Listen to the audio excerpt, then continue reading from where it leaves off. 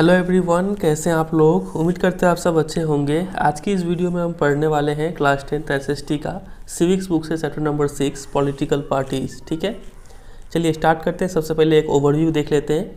इस चैप्टर में हम पढ़ने वाले हैं पॉलिटिकल पार्टीज़ का नेचर और वो कैसे काम करता है, खासकर से हमारे कंट्री में।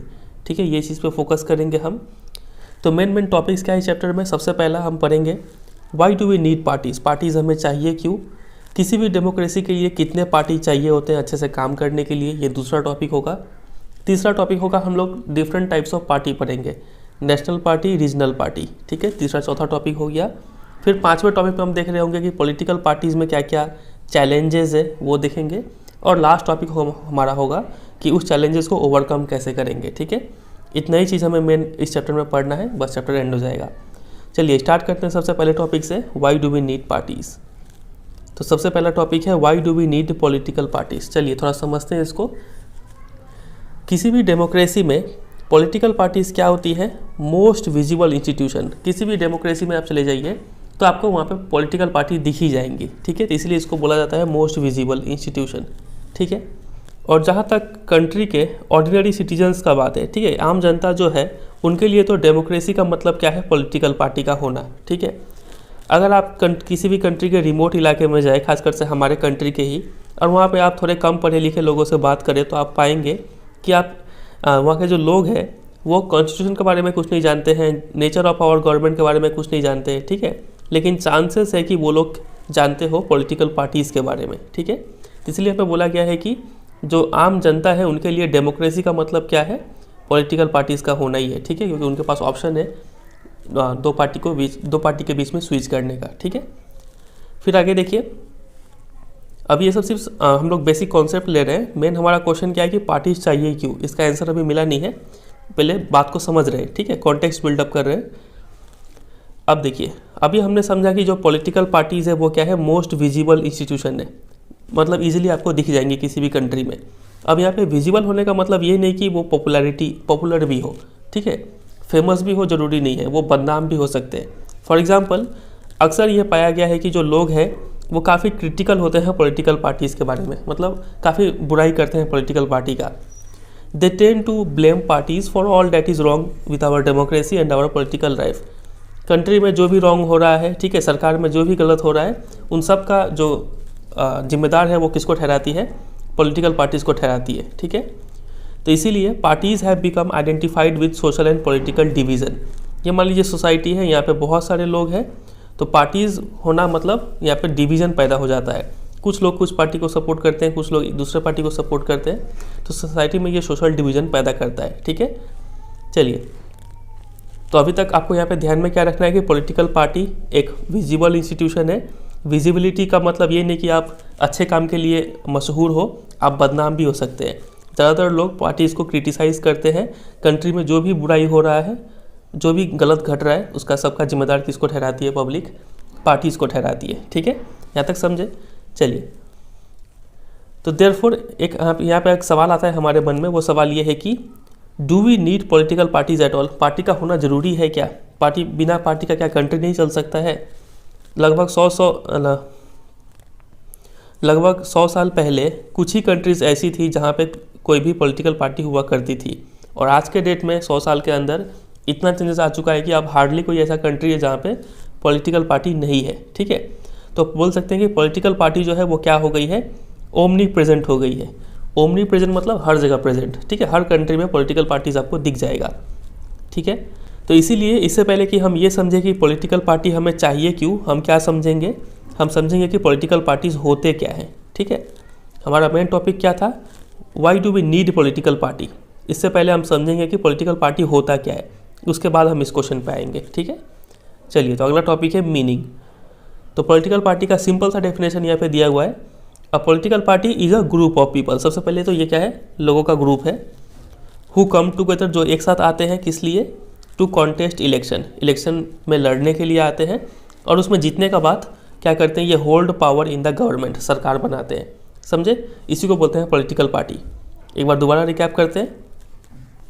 पॉलिटिकल पार्टी सबसे पहले क्या है, एक ग्रुप ऑफ पीपल है जो एक साथ आते हैं to contest elections and hold power in the government. Easy सा डेफिनेशन है।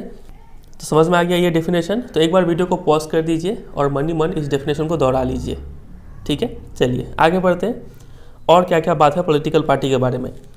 दे agree on some policies and programs for the society with a view to promote the collective good. ये जो ग्रुप ऑफ पीपल है, इन group of people agree करते हैं कुछ ऐसे पॉलिसीज और प्रोग्राम्स पे जो ये मानते हैं कि ये समाज में सबको बेनिफिट पहुंचाएगा, ठीक है। वो यहाँ पे लिखा गया कलेक्टिव गुड, समाज में सबका भला होगा इन पॉलिसीज और प्रोग्राम से।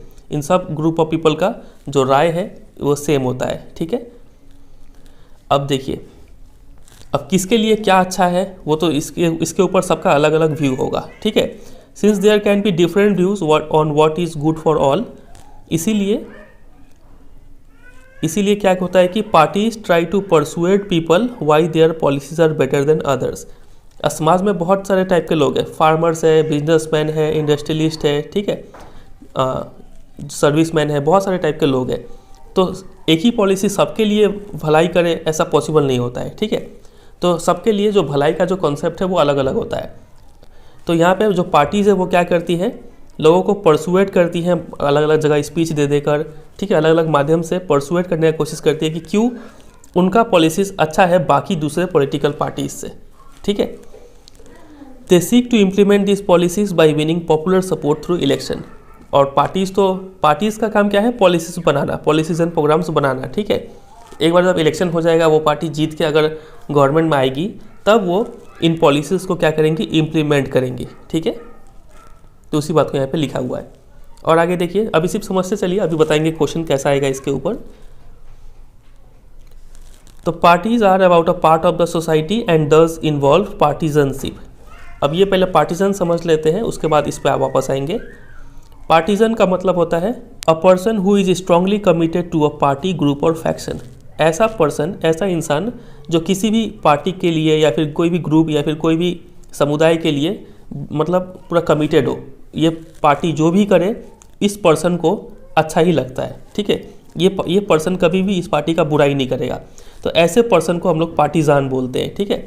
आप सही गलत देखना भूल चुके हैं, अंधभक्त हो चुके हैं, इसको पार्टीजान बोलेंगे, ठीक है। और इसी से पार्टीजान से ही एक वर्ड बना है पार्टीजनशिप, ठीक है। तो पार्टीजनशिप एक ऐसा टेंडेंसी है टू टेक अ साइड, आप हमेशा एक साइड ले लेते हैं, ठीक है। भले ही वो साइड गलत हो सही हो, आपको कोई मतलब नहीं है, आप उसी का साइड लेते हैं। And inability to take a balanced view on the issue, आप बैलेंस्ड व्यू नहीं लेते हैं, सही गलत का आकलन नहीं करते हैं, सिर्फ आप साइड लेते हैं। तो ऐसा बिहेवियर या फिर ऐसा टेंडेंसी को क्या बोलते हैं, पार्टीजनशिप। तो समझ गए इसका डेफिनेशन। चलिए अब वापस टेक्स्ट पे आते हैं। यहाँ पे लिखा हुआ था कि parties are about a part of the society and thus involve partisanship. Society ये है, सोसाइटी में बहुत सारे टाइप के लोग रहते हैं, है कि नहीं। तो पार्टीज सबको तो एक बार में खुश नहीं कर सकता है, तो पार्टीज एक पार्ट ऑफ द सोसाइटी को खुश करने का कोशिश करता है, ठीक है। मान लीजिए ये ग्रुप ऑफ पीपल को ये पार्टी खुश कर देता है, इसका सारा पॉलिसीज और प्रोग्राम्स इनके लिए होता है, ठीक है, मैक्सिमम इनको ही बेनिफिट पहुंचाता है। तो इसीलिए ये जो ग्रुप ऑफ पीपल है ये इस पार्टी के अंधभक्त हो जाते हैं, कैसा भी हालत रहे ये लोग इसी पार्टी को वोट करेंगे, ठीक है। तो इसीलिए यहाँ पे हमें पार्टीजनशिप देखने को मिलता है, समझे। तो ये लाइन का मतलब आप समझ गए कि parties are about a part of the society and thus involve partisanship, ठीक है। तो thus a party is known by which part stands for, which policies it supports and whose interest its upholds. तो party तीन चीज़ों से जाना जाता है कि वो समाज के किस लोगों के लिए खड़ा है, दूसरा कौन सा पॉलिसी वो सपोर्ट करता है, और तीसरा किसका इंटरेस्ट वो प्रमोट कर रहा है, ठीक है। इसके बाद यहाँ पे पार्टी के कंपोनेंट के बारे में बताया गया है, मतलब एक पॉलिटिकल पार्टी क्या क्या चीज़ मिलकर बनता है, ठीक है। तो किसी भी पॉलिटिकल पार्टी में तीन कंपोनेंट होते हैं। सबसे पहला है लीडर्स, दूसरा होता है एक्टिव मेंबर्स और तीसरा होते हैं फॉलोअर्स। अब ये क्या है देखिए, लीडर्स वो लोग होते हैं जो इलेक्शन कॉन्टेस्ट करते हैं और अगर जीत जाते हैं तो वो एडमिनिस्ट्रेटिव जॉब परफॉर्म करते हैं, ठीक है।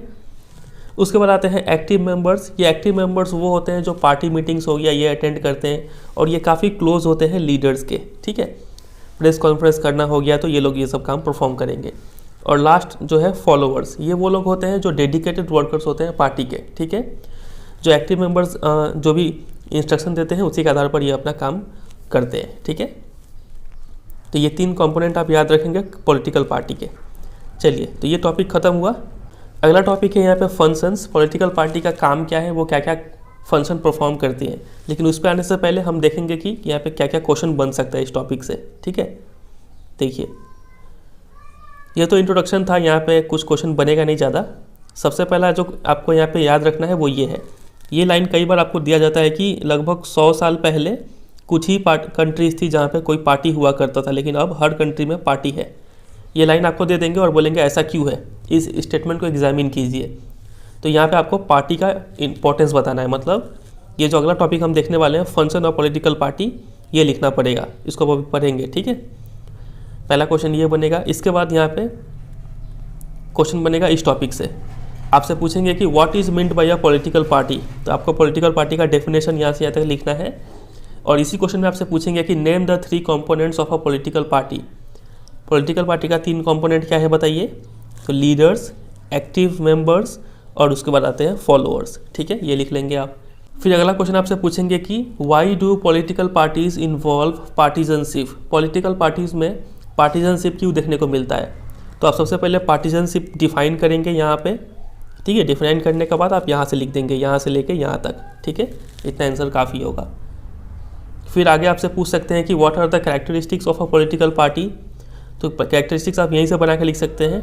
ये हो गया पहला फीचर, ठीक है, ये जो ग्रीन से अंडरलाइन किया हुआ है। उसके बाद ये पार्टीज़ लोगों को परसुएट करती हैं कि उनके पॉलिसीज़ बेटर है बाकी अदर पॉलिटिकल पार्टीज़ से, ये लिख सकते हैं। फिर ये जो पॉलिसीज़ है उसको इम्प्लीमेंट कब करती है, जब इलेक्शन जीत जाती है तब। ये एक पार्टी, ये एक मतलब फीचर आप लिख सकते हैं।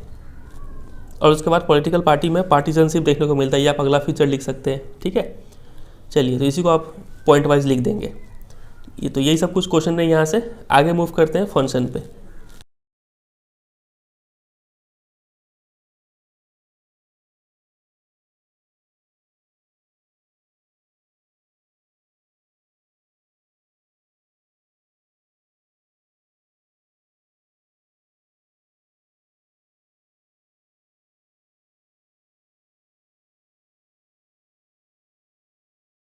अब आते हैं फंक्शंस ऑफ पॉलिटिकल पार्टीज़ पे, ठीक है। अब ये आप ज़रा वीडियो को पॉज कर दीजिए और खुद ही सोचिए कि कोई भी political party, for example BJP या फिर कांग्रेस, इनका फंक्शन क्या है, ठीक है। थोड़ा खुद से सोच के देखिए। तो देखिए, सबसे पहले मन में ख्याल क्या आता है कि ये पार्टीज जो है वो अपना कैंडिडेट उतारती है इलेक्शन में और ये लोग इलेक्शन कॉन्टेस्ट करते हैं, ठीक है। ये हो गया पहला फंक्शन। दूसरा फंक्शन आप सोचे होंगे कि अगर ये लोग हार जाते हैं तो ये लोग ऑपोजिशन का काम करते हैं, ये आपके मन में आया होगा। और भी बहुत सारा चीज़ आ सकता है, एक बार हम लोग अब यहाँ पर देखते हैं, ठीक है। तो देखिए, पहला फंक्शन क्या दिया है, पार्टीज कॉन्टेस्ट इलेक्शंस, समझ में आ गया। इन मोस्ट डेमोक्रेसी जो इलेक्शंस है वो कौन लड़ता है, कैंडिडेट्स के द्वारा लड़े जाते हैं। और ये कैंडिडेट्स कहाँ से आते हैं, पॉलिटिकल पार्टीज़ अपने कैंडिडेट उतारते हैं, समझ गए।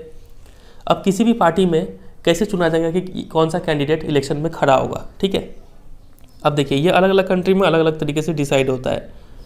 कुछ कंट्रीज जैसे कि यूएसए हो गया, यहाँ पे जो पार्टी के मेंबर्स या फिर सपोर्टर्स होते हैं ये लोग चूज़ करते हैं कि कौन सा कैंडिडेट इलेक्शन में खड़ा उतरेगा। खड़ा उतरेगा मतलब कौन सा कैंडिडेट इलेक्शन कॉन्टेस्ट करेगा, ठीक है। और वहीं कुछ कंट्रीज़ ऐसे हैं जैसे कि इंडिया, यहाँ पे जो पार्टी के टॉप लीडर्स होते हैं वो लोग कैंडिडेट चूज़ करते हैं, ठीक है, इलेक्शन कॉन्टेस्ट करने के लिए। समझे इन दोनों का बीच में डिफरेंस। देखिए, यूएसए में जो लोअर लेवल है, जो सपोर्टर्स हो गए, मेंबर्स हो गए, ये लोग डिसाइड करते हैं कि कौन सा कैंडिडेट इलेक्शन कॉन्टेस्ट करेगा। लेकिन इंडिया जैसे कंट्री में यहाँ पे जो पार्टी के टॉप लोग हैं, लीडर्स लोग हैं, ठीक है, वो लोग डिसाइड करते हैं कि कौन सा कैंडिडेट इलेक्शन कॉन्टेस्ट करेगा, समझ गए। तो ये हो गया पहला फंक्शन कि पार्टीज कॉन्टेस्ट इलेक्शंस। जितना ग्रीन से अंडरलाइन किया हुआ है उतना लिख देंगे, काफ़ी होगा, ठीक है। चलिए आते हैं दूसरे फंक्शन पे। दूसरा फंक्शन है कि पार्टीज पुट फॉरवर्ड, ये सब याद करते चलिएगा, ठीक है। Parties put forward different policies and programmes and the voters choose from them. Parties का अगला काम है कि ये लोग अलग अलग पॉलिसीज़ और प्रोग्राम्स सामने रखते हैं और वोटर्स चूज़ करते हैं, ठीक है। पार्टीज़ इलेक्शन के टाइम में वादा करती है कि अगर ये लोग जीत गए तो ये पॉलिसीज़ और ये प्रोग्राम्स इंप्लीमेंट करेंगी, ठीक है। उसमें से वोटर्स को जिस पार्टी का प्रोग्राम्स एंड पॉलिसीज़ पसंद आता है वोटर्स उसे वोट देती है, ठीक है। तो ये हो गया दूसरा फंक्शन। अब इसको थोड़ा एक्सप्लेन करते हैं। देखिए, हमें पता है कि सोसाइटी में लार्ज वैरायटी ऑफ व्यूज़ है, सबको अलग अलग टाइप का डेवलपमेंट चाहिए। किसान चाहेगा कि इरिगेशन फैसिलिटी वगैरह सब बढ़े, ठीक ठीक है। इंडस्ट्रियलिस्ट कुछ और डिमांड करेंगे, कोई चाहेगा डैम बने, कोई चाहेगा रोड बने, ठीक है। सबका अपना अपना व्यू है डेवलपमेंट को लेके। तो कोई भी गवर्नमेंट इतने जो लार्ज वैरायटी ऑफ व्यूज़ है इसको हैंडल नहीं कर पाती है, ठीक है। यहाँ पे ज़रूरत क्या है, a large number of similar opinion have to be group together to provide a direction in which policies can be formulated by the government. Government को क्या चाहिए, जो बहुत सारे एक तरीके के जो ओपिनियन है उनको ग्रुप किया जाए और तब गवर्नमेंट उसके ऊपर लॉ बनाए, ठीक है। और यही काम मतलब अलग अलग ओपिनियन को ग्रुप करना, ठीक है, लोगों को क्या क्या चाहिए सबका डिमांड को मिला के एक डिमांड बनाना, ये काम जो है कौन करती है, पार्टीज करती है, ठीक है। अलग अलग जो व्यूज़ है डेवलपमेंट को लेकर उन सब व्यूज़ को ध्यान में रखते हुए ये जो पार्टीज़ है ये पॉलिसीज एंड प्रोग्राम्स बनाती है, ठीक है। A party reduces a vast multitude of opinions into a few basic positions which it supports. तो यहाँ पे लिखा है कि अ पार्टी क्या करती है, जो वास्ट मल्टीट्यूड ऑफ ओपिनियन है, बहुत सारे जो ओपिनियन है उसको रिड्यूस करके सिंपल कर देती है और उस पर जो गवर्नमेंट है वो लॉ बनाती है, ठीक है।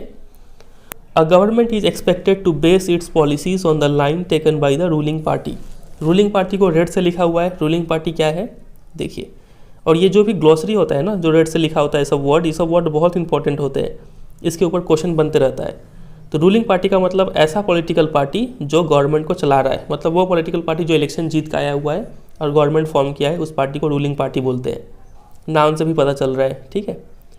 तो यहाँ पे लिखा हुआ था कि जो गवर्नमेंट है वो वैसा ही पॉलिसीज़ लाती है जो रूलिंग पार्टी चाहती है।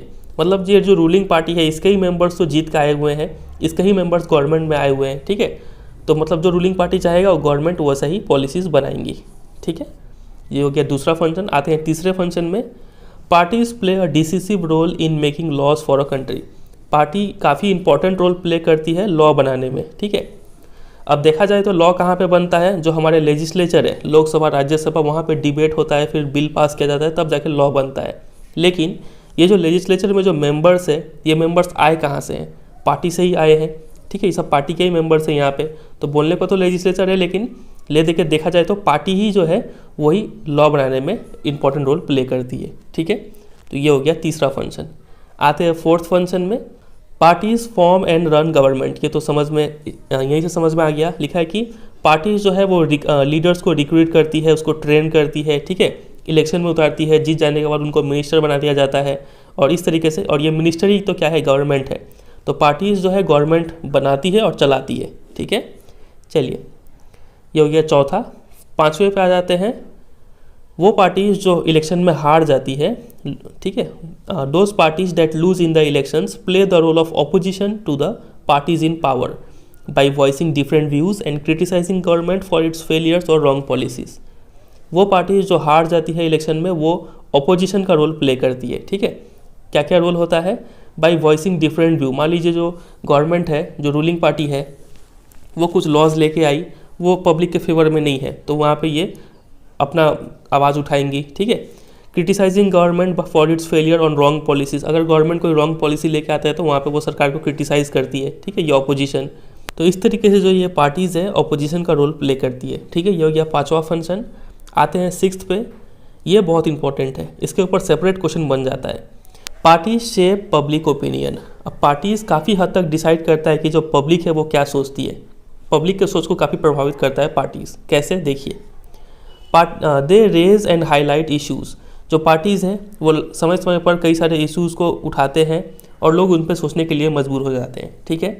फिर parties have lakhs of members and activist spread all over the country. पूरे कंट्री में इनके लोग मेंबर्स मतलब एक्टिविस्ट फैले हुए हैं, ठीक है।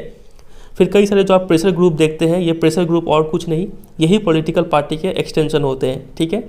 मतलब इसी पॉलिटिकल पार्टी के बनाए हुए होते हैं और ये प्रेशर ग्रुप आपको कई जगह देखने को मिलेंगे, ठीक है। फिर parties sometime also launch movement for the resolution of problem faced by the people. Parties कई सारे मूवमेंट भी लॉन्च करते हैं ताकि लोग जो समस्या फेस कर रहे हैं उनका समाधान निकाला जा सके। तो often opinions in the society crystallise on the lines party take. तो ऑफन जो सोसाइटी में जो भी ओपिनियन है वो ओपिनियन किस आधार पे होता है, पार्टीज़ कैसा जो लाइन से वो मतलब पार्टीज़ कैसा विचारधारा लेके चल रहा है, उसी विचारधारा के आधार पर जो सोसाइटी में ओपिनियन बिल्डअप होता है, ठीक है। तो एग्जाम में इसके ऊपर सेपरेट क्वेश्चन बन जाता है कि how do political parties shape public opinion. Political parties कैसे ओपिनियन शेप करता है, तो देखिए आपको 3 पॉइंट में याद रखना है। ये रेज एंड हाईलाइट इश्यूज़ ये करते हैं। साथ ही साथ जो प्रेशर ग्रुप है among different section of society, ये भी पॉलिटिकल पार्टी का ही एक्सटेंशन है, ये बात आप लिखेंगे। और उसके बाद पॉलिटिकल पार्टीज जो है वो मूवमेंट लॉन्च करती हैं ताकि लोगों का प्रॉब्लम रिजॉल्व हो सके, ठीक है। तो ये 3 पॉइंट से आप इसका आंसर देंगे। समझे कि नहीं समझे? चलिए आगे मूव करें 7th फंक्शन पे। ये लास्ट फंक्शन है पॉलिटिकल पार्टी का। देखिए, parties provide people access to government machinery and welfare schemes implemented by government. मान लीजिए किसी को कोई सरकार से कोई काम करवाना है, ठीक है, तो वो काम अगर डायरेक्टली नहीं हो पा रहा है तो पार्टीज उसमें हेल्प करते हैं, ठीक है, लोगों का, ये चलिए हम आपका काम करवा देते हैं। फिर अगर गवर्नमेंट कोई वेलफेयर स्कीम लाया हुआ है, कोई सा भी स्कीम, वो स्कीम का अगर फ़ायदा नहीं मिल पा रहा है गरीब लोगों को, तो गरीब लोग किसके पास जाते हैं? पार्टी के लोगों के पास जाते हैं और वो लोग उनको हेल्प करते हैं। तो ये अगला फंक्शन हो गया। तो यहाँ पे लिखा है कि for an ordinary citizen it is easy to approach a local party leader then a government officer. समझ गए? That is why they feel close to parties even when they do not fully trust them. तो लोग जो है वो party के थोड़ा करीब महसूस करते हैं खुद को। पारा का कोई नेता है तो लोग उनके पास जाते हैं और हेल्प मांगते हैं, ठीक है। और पार्टी भी हेल्प करते हैं, क्यों? क्योंकि parties have to be responsive to people needs and demand. अगर पार्टी लोगों का हेल्प नहीं करेंगी तो नेक्स्ट इलेक्शन में क्या होगा? ये जो लोग हैं ये उनको रिजेक्ट कर सकते हैं, ठीक है। तो ये हो गया 7 फंक्शन पॉलिटिकल पार्टी का। इसके ऊपर क्वेश्चन अलग अलग टाइप से बन सकता है, अभी बात करेंगे उस पर। उससे पहले एक नेसेसिटी पढ़ लेते हैं, ठीक है, फिर क्वेश्चन पे आएंगे। अभी तक हमने एक क्वेश्चन सिर्फ यहाँ पे डिस्कस किया है कि पार्टीज़ कैसे पब्लिक ओपिनियन को शेप करती है। चलिए नेसेसिटी पे पढ़ते हैं, पार्टी का ज़रूरत क्या है। तो इसका एक आंसर तो हम लोग ऐसे ही दे सकते हैं कि चूँकि पार्टीज़ ये सब फंक्शन परफॉर्म करती है, ये 7 फंक्शन पार्टी परफॉर्म करती है, इसलिए पॉलिटिकल पार्टी नेसेसरी है। लेकिन इसको हम लोग कुछ और तरीके से भी आंसर करेंगे। देखिए, we need political party because they perform all this function. वही बात यहाँ पे लिखा है कि चूँकि पार्टीज ये सब फंक्शन परफॉर्म करती है इसलिए हमें पॉलिटिकल पार्टी चाहिए। लेकिन फिर भी हमें एक क्वेश्चन और पूछना होगा। वो क्वेश्चन ये है कि why modern democracies can not exist without political party. ये क्वेश्चन बहुत इंपॉर्टेंट है जो रेड से अंडरलाइन किया हुआ है। डायरेक्ट ये क्वेश्चन आ चुका है आपके बोर्ड एग्जाम में, ठीक है, कि क्यों मॉडर्न डेमोक्रेसी जो है वो पॉलिटिकल पार्टी के बिना चल नहीं सकती है। तो इसका जवाब पाने के लिए आप एक ऐसे सिचुएशन को इमेजिन कीजिए जहाँ पे कोई भी पार्टी नहीं है। फॉर एग्जांपल मान लीजिए हमारे कंट्री में ही कोई पॉलिटिकल पार्टी नहीं है, ना बीजेपी है ना कांग्रेस है, कोई नहीं है, ठीक है। अब इलेक्शन के टाइम पे क्या होगा? जो कैंडिडेट्स खड़े होंगे वो सभी क्या होंगे? इंडिपेंडेंट होंगे। वो कैंडिडेट का कोई पार्टी नहीं है, अपना नाम से ही खड़ा हो गया वो, ठीक है। No one will be able to make any promise to the people. ये जो सभी कैंडिडेट जो खड़े हुए हैं वो ऐसा प्रॉमिस नहीं कर पाएंगे जिसमें कोई मेजर पॉलिसी चेंज लाया जा सके, ठीक है। वो कैंडिडेट ज़्यादा से ज़्यादा अपना डिस्ट्रिक्ट लेवल पे, अपना कॉन्स्टिट्यूंसी लेवल पे ही सोच पाएगा, ठीक है। पूरा कंट्री के लिए कोई चेंज अगर लाना है तो ये कैंडिडेट वो चीज़ नहीं सोच पाएगा, ठीक है, क्योंकि वो तो सिर्फ अपना डिस्ट्रिक्ट से खड़ा हुआ है, ठीक है।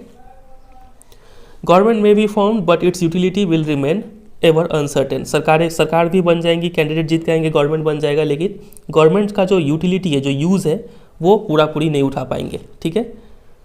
Elected representatives will be accountable to their constituency for what they do in the locality. जो भी कैंडिडेट जो जीत के आए हुए हैं, जो इलेक्टेड हैं, वो सिर्फ अपने कॉन्स्टिट्यूएंसी के लिए अकाउंटेबल होंगे, ठीक है। वो अपने कॉन्स्टिट्यूएंसी में काम ठीक से करा रहे हैं कि नहीं, इतना ही उनका जिम्मेदारी होगा। But no one will be responsible for how the country will be run. पूरा कंट्री के लिए कौन सा पॉलिसी होगा, वो यहाँ पे बोला गया था मेजर पॉलिसी चेंज। पूरा कंट्री का लिए पॉलिसी कैसा होगा ये कोई डिसाइड करने वाला नहीं होगा, ठीक है। तो यहाँ से भी हमें समझ में आ रहा है कि किसी भी डेमोक्रेसी में, जो मॉडर्न डेमोक्रेसी है, वहाँ पे अगर पॉलिटिकल पार्टी नहीं रहे तो वो डेमोक्रेसी एग्जिस्ट ही नहीं कर पाएगा। बातें गहराई को समझ रहे कि नहीं समझ रहे? चलिए, तो एग्ज़ाम में अगर ये क्वेश्चन बनता है तो आपको ये पूरा चीज़ एक्सप्लेन करना है। एक्सप्लेन आप अपने तरीके से भी कर सकते हैं, बस याद रखिएगा जो अंडरलाइन किया हुआ है ये सब पॉइंट्स आपके आंसर में होने चाहिए, ठीक है।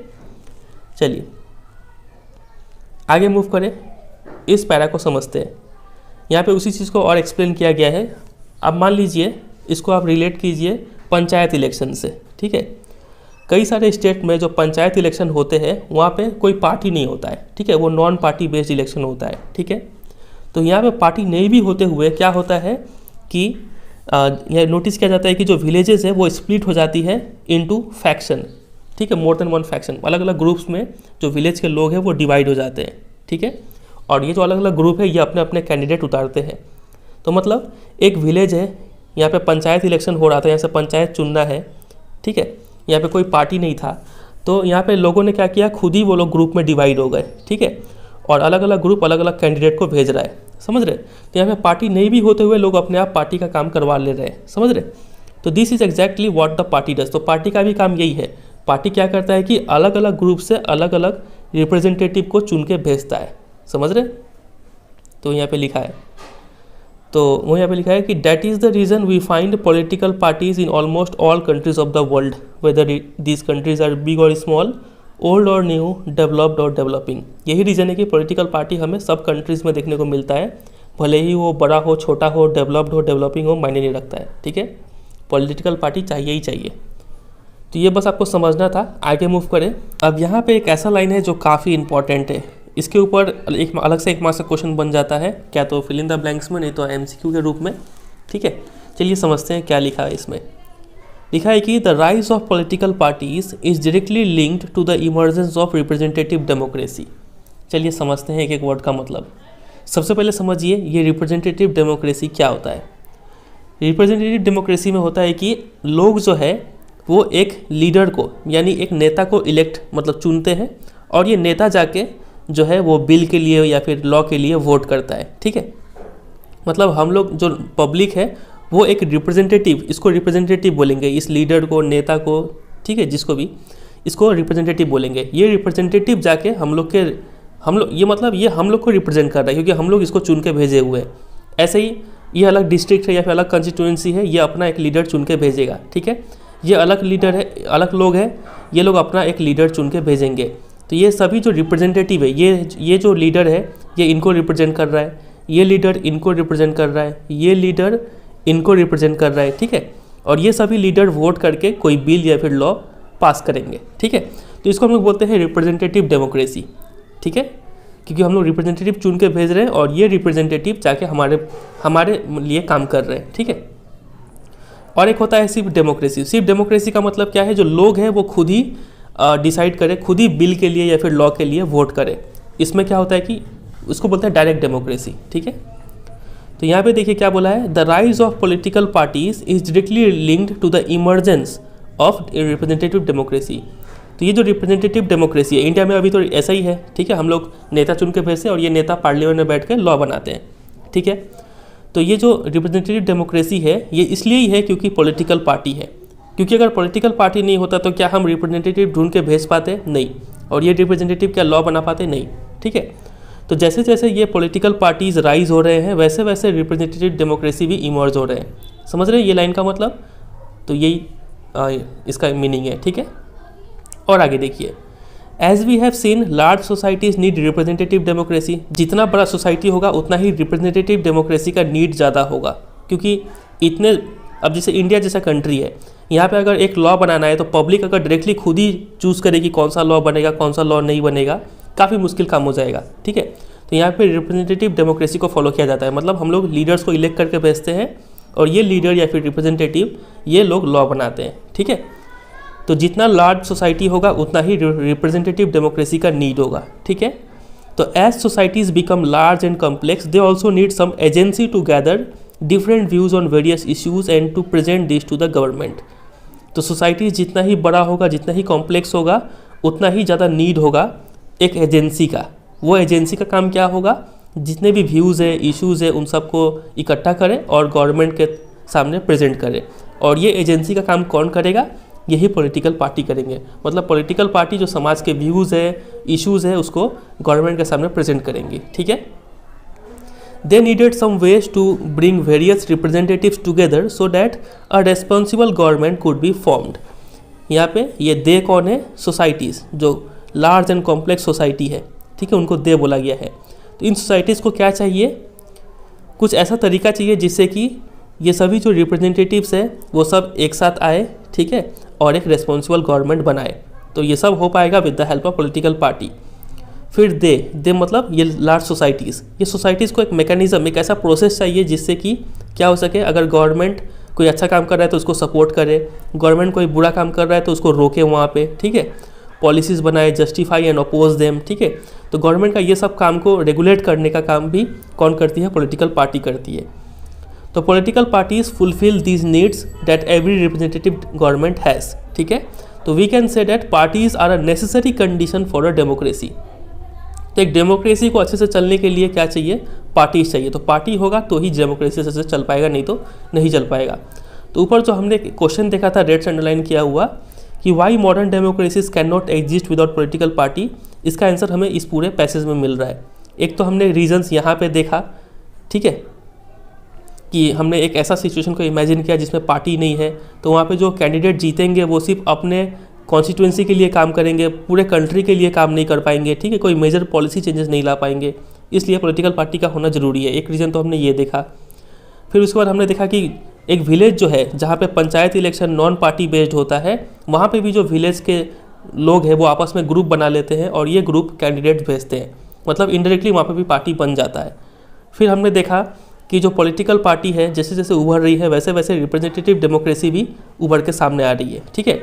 और जितना सोसाइटी जो है जितना लार्ज और कॉम्प्लेक्स होगा उतना ही ज़्यादा रिप्रेजेंटेटिव डेमोक्रेसी का नीड होगा और उतना ही ज़्यादा पॉलिटिकल पार्टी का नीड होगा, ठीक है।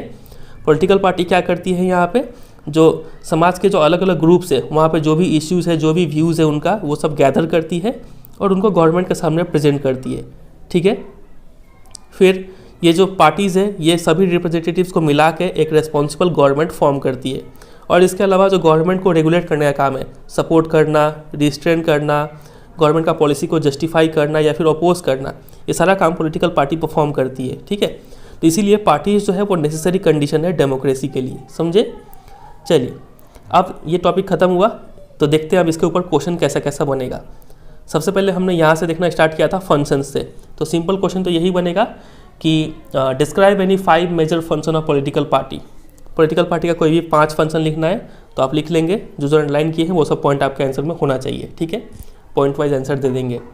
इसके बाद अगला क्वेश्चन हमने ये देखा था यहाँ पे कि पार्टीज़, यहाँ पे हमने बोला था कि how do political parties shape public opinion, explain. तो आपको ये पूरा बात यहाँ से यहाँ तक लिखना पड़ेगा, ठीक है। इसके बाद हमने यहाँ पे ये क्वेश्चन देखा कि why can't modern democracies exist without political parties, ठीक है। तो आपको ये पूरा जो अंडरलाइन किए हैं वो सब बात यहाँ पे लिखना पड़ेगा, ठीक है, यहाँ से भी। इसके बाद क्वेश्चन बन सकता है इस लाइन के ऊपर, ठीक है। आपसे पूछेंगे ऐसे क्वेश्चन देके कि fill in the blank by choosing the most appropriate option, लिखेंगे the rise of political parties is directly link to dash. तो कौन सा ऑप्शन राइट होगा, option number A, emergence of representative democracy, ठीक है। चलिए ये हो गया, बस इतना ही सब टाइप का क्वेश्चन बनेगा। और एक जो स्टेटमेंट आपने देखा था यहाँ पे कि 100 साल पहले बहुत कम पार्टीज थी, अब बहुत ज़्यादा पार्टी हो गई है, ये लाइन इस लाइन के ऊपर दे देंगे और बोलेंगे एग्जामिन द स्टेटमेंट। तो यहाँ पे भी आपको पॉलिटिकल पार्टी का फंक्शन लिख देना है, ठीक है। चलिए फिर आपको स्टेटमेंट ये भी देख सकते हैं कि political parties are a necessary condition for a democracy, analyse the statement with examples. तो फिर से यही ऊपर वाला चीज़ सब आपको लिख देना है यहाँ पे, ठीक है।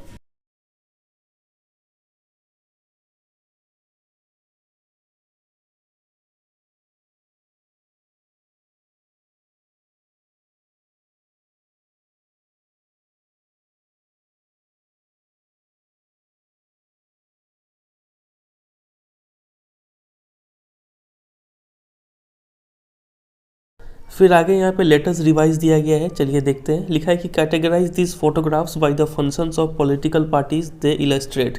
3 फोटोग्राफ यहाँ पे दिया गया है, बताइए ये कौन सा फंक्शन रिप्रेजेंट कर रहा है, ठीक है। तो पहला फिगर आप देख पा रहे हैं, कुछ महिलाएं हैं यहाँ पे। लिखा है कि activist of BJP Mahila Morcha demonstrate against hike in prices of onions and LPG in Visakhapatnam. तो बताइए ये कौन सा फंक्शन रिप्रेजेंट कर रहा है। सबसे पहले तो यहाँ पे बीजेपी महिला मोर्चा है, तो ये क्या है, एक प्रेशर ग्रुप है, ठीक है। और हमने अभी पढ़ा था जो प्रेशर ग्रुप है ये और कुछ नहीं होता है, ये देखिए many of the pressure groups जो है वो पॉलिटिकल पार्टी का ही एक्सटेंशन होता है। तो बीजेपी महिला मोर्चा जो है यहाँ पे पब्लिक ओपिनियन को शेप दे रही है, ठीक है, लोगों को जागरूक कर रही है कि ऐसा ऐसा इश्यू चल रहा है उस जगह पे, ठीक है। तो ये फंक्शन रिप्रेजेंट कर रहा है वो पिक्चर। फिर आगे देखें, दूसरा फिगर ये है, लिखा हुआ है कि minister distributes ₹1 lakh cheque to the families of hooch victims at their houses. तो यहाँ पे मिनिस्टर जो है 1 लाख रुपए दे रहे हैं, तो ये कौन सा फंक्शन रिप्रेजेंट कर रहा है? तो देखिए यहाँ पे ये है, जो पार्टीज़ हैं वो लोगों को तक पहुँचा रहे हैं वेलफेयर स्कीम्स, ठीक है, लोगों को एक्सेस दे रहे हैं, तो ये फंक्शन यहाँ पे रिप्रेजेंट हो रहा है। तीसरा आप ट्राई कीजिए, तीसरा में भी कोई मोर्चा निकाला गया है, लिखा है कि activist of CPIM, CPI, OGP, JDS take out a rally in Bhubaneswar to protest against POSCO, the Korean steel company for being permitted by the state government to export iron ore from Odisha to feed steel plants in China and Korea. तो इसके खिलाफ ये लोग protest कर रहे हैं। तो ये कौन सा फंक्शन है? तो प्रोटेस्ट करना भी किस में आता है? आपका इसी में आता है, ठीक है, पार्टी शेप पब्लिक ओपिनियन, तो ये भी ये फंक्शन रिप्रेजेंट कर रहा है। चलिए, तो एग्जाम में भी ऐसा क्वेश्चन बन सकता है, डायग्राम देके आपसे फंक्शन पूछ सकते हैं। आते हैं अगले टॉपिक पे, how many party should we have? किसी भी डेमोक्रेसी में या फिर किसी भी कंट्री में कितने पार्टी होना अच्छा माना जाएगा? तो देखिए, हमें पता है कि किसी भी डेमोक्रेसी में एनी ग्रुप ऑफ सिटीजन्स को खुला छूट मिला हुआ है, आज़ादी मिला हुआ है कि वो पॉलिटिकल पार्टी बना सकते हैं, ठीक है। तो इस सेंस में अगर बात करें तो किसी भी कंट्री में large number of political party होते हैं, ठीक है। खुद हमारे इंडिया का बात किया जाए तो इंडिया में मोर देन 750 पार्टीज़ है जो कि रजिस्टर्ड है with election commission of India, ठीक है। इलेक्शन कमीशन ऑफ इंडिया ही वो ऑर्गेनाइजेशन है जो पार्टीज़ का रजिस्ट्रेशन करती है, ठीक है, और इलेक्शन करवाती है। तो यहाँ पे ऐसा नहीं है कि ये पूरे 750 पार्टीज़ सभी सीरियस कंटेंडर्स है, ठीक है। इसमें से कुछ ही मुट्ठी भरी पार्टीज़ ऐसे हैं, गिने चुने पार्टीज़ ही ऐसे हैं जो इलेक्शन सही तरीके से लड़ते हैं और सरकार बनाने का दम रखते हैं, ठीक है। तो ऐसे पार्टीज़ को बोलते हैं, क्या बोलते हैं? मेजर या फिर इफेक्टिव पार्टीज़, ठीक है। अब यहाँ पे सवाल खड़ा होता है कि किसी भी डेमोक्रेसी में कितने मेजर या फिर इफेक्टिव पार्टीज़ अच्छे माने जाते हैं, ठीक है। तो देखिए, इस सवाल का आंसर करते हैं। कुछ कंट्रीज़ ऐसे हैं वर्ल्ड में जहाँ पे सिर्फ एक पार्टी को अलाउ किया जाता है गवर्नमेंट को कंट्रोल और रन करने के लिए, ठीक है। ये दो वर्ड पे ध्यान दीजिएगा, कंट्रोल और रन करना, ठीक है। वहाँ पे सिर्फ एक ही पार्टी ये दोनों काम करता है। तो ऐसे सिस्टम को बोलते हैं वन पार्टी सिस्टम। नाम से ही समझ में आ रहा है, तो बहुत इंपॉर्टेंट है।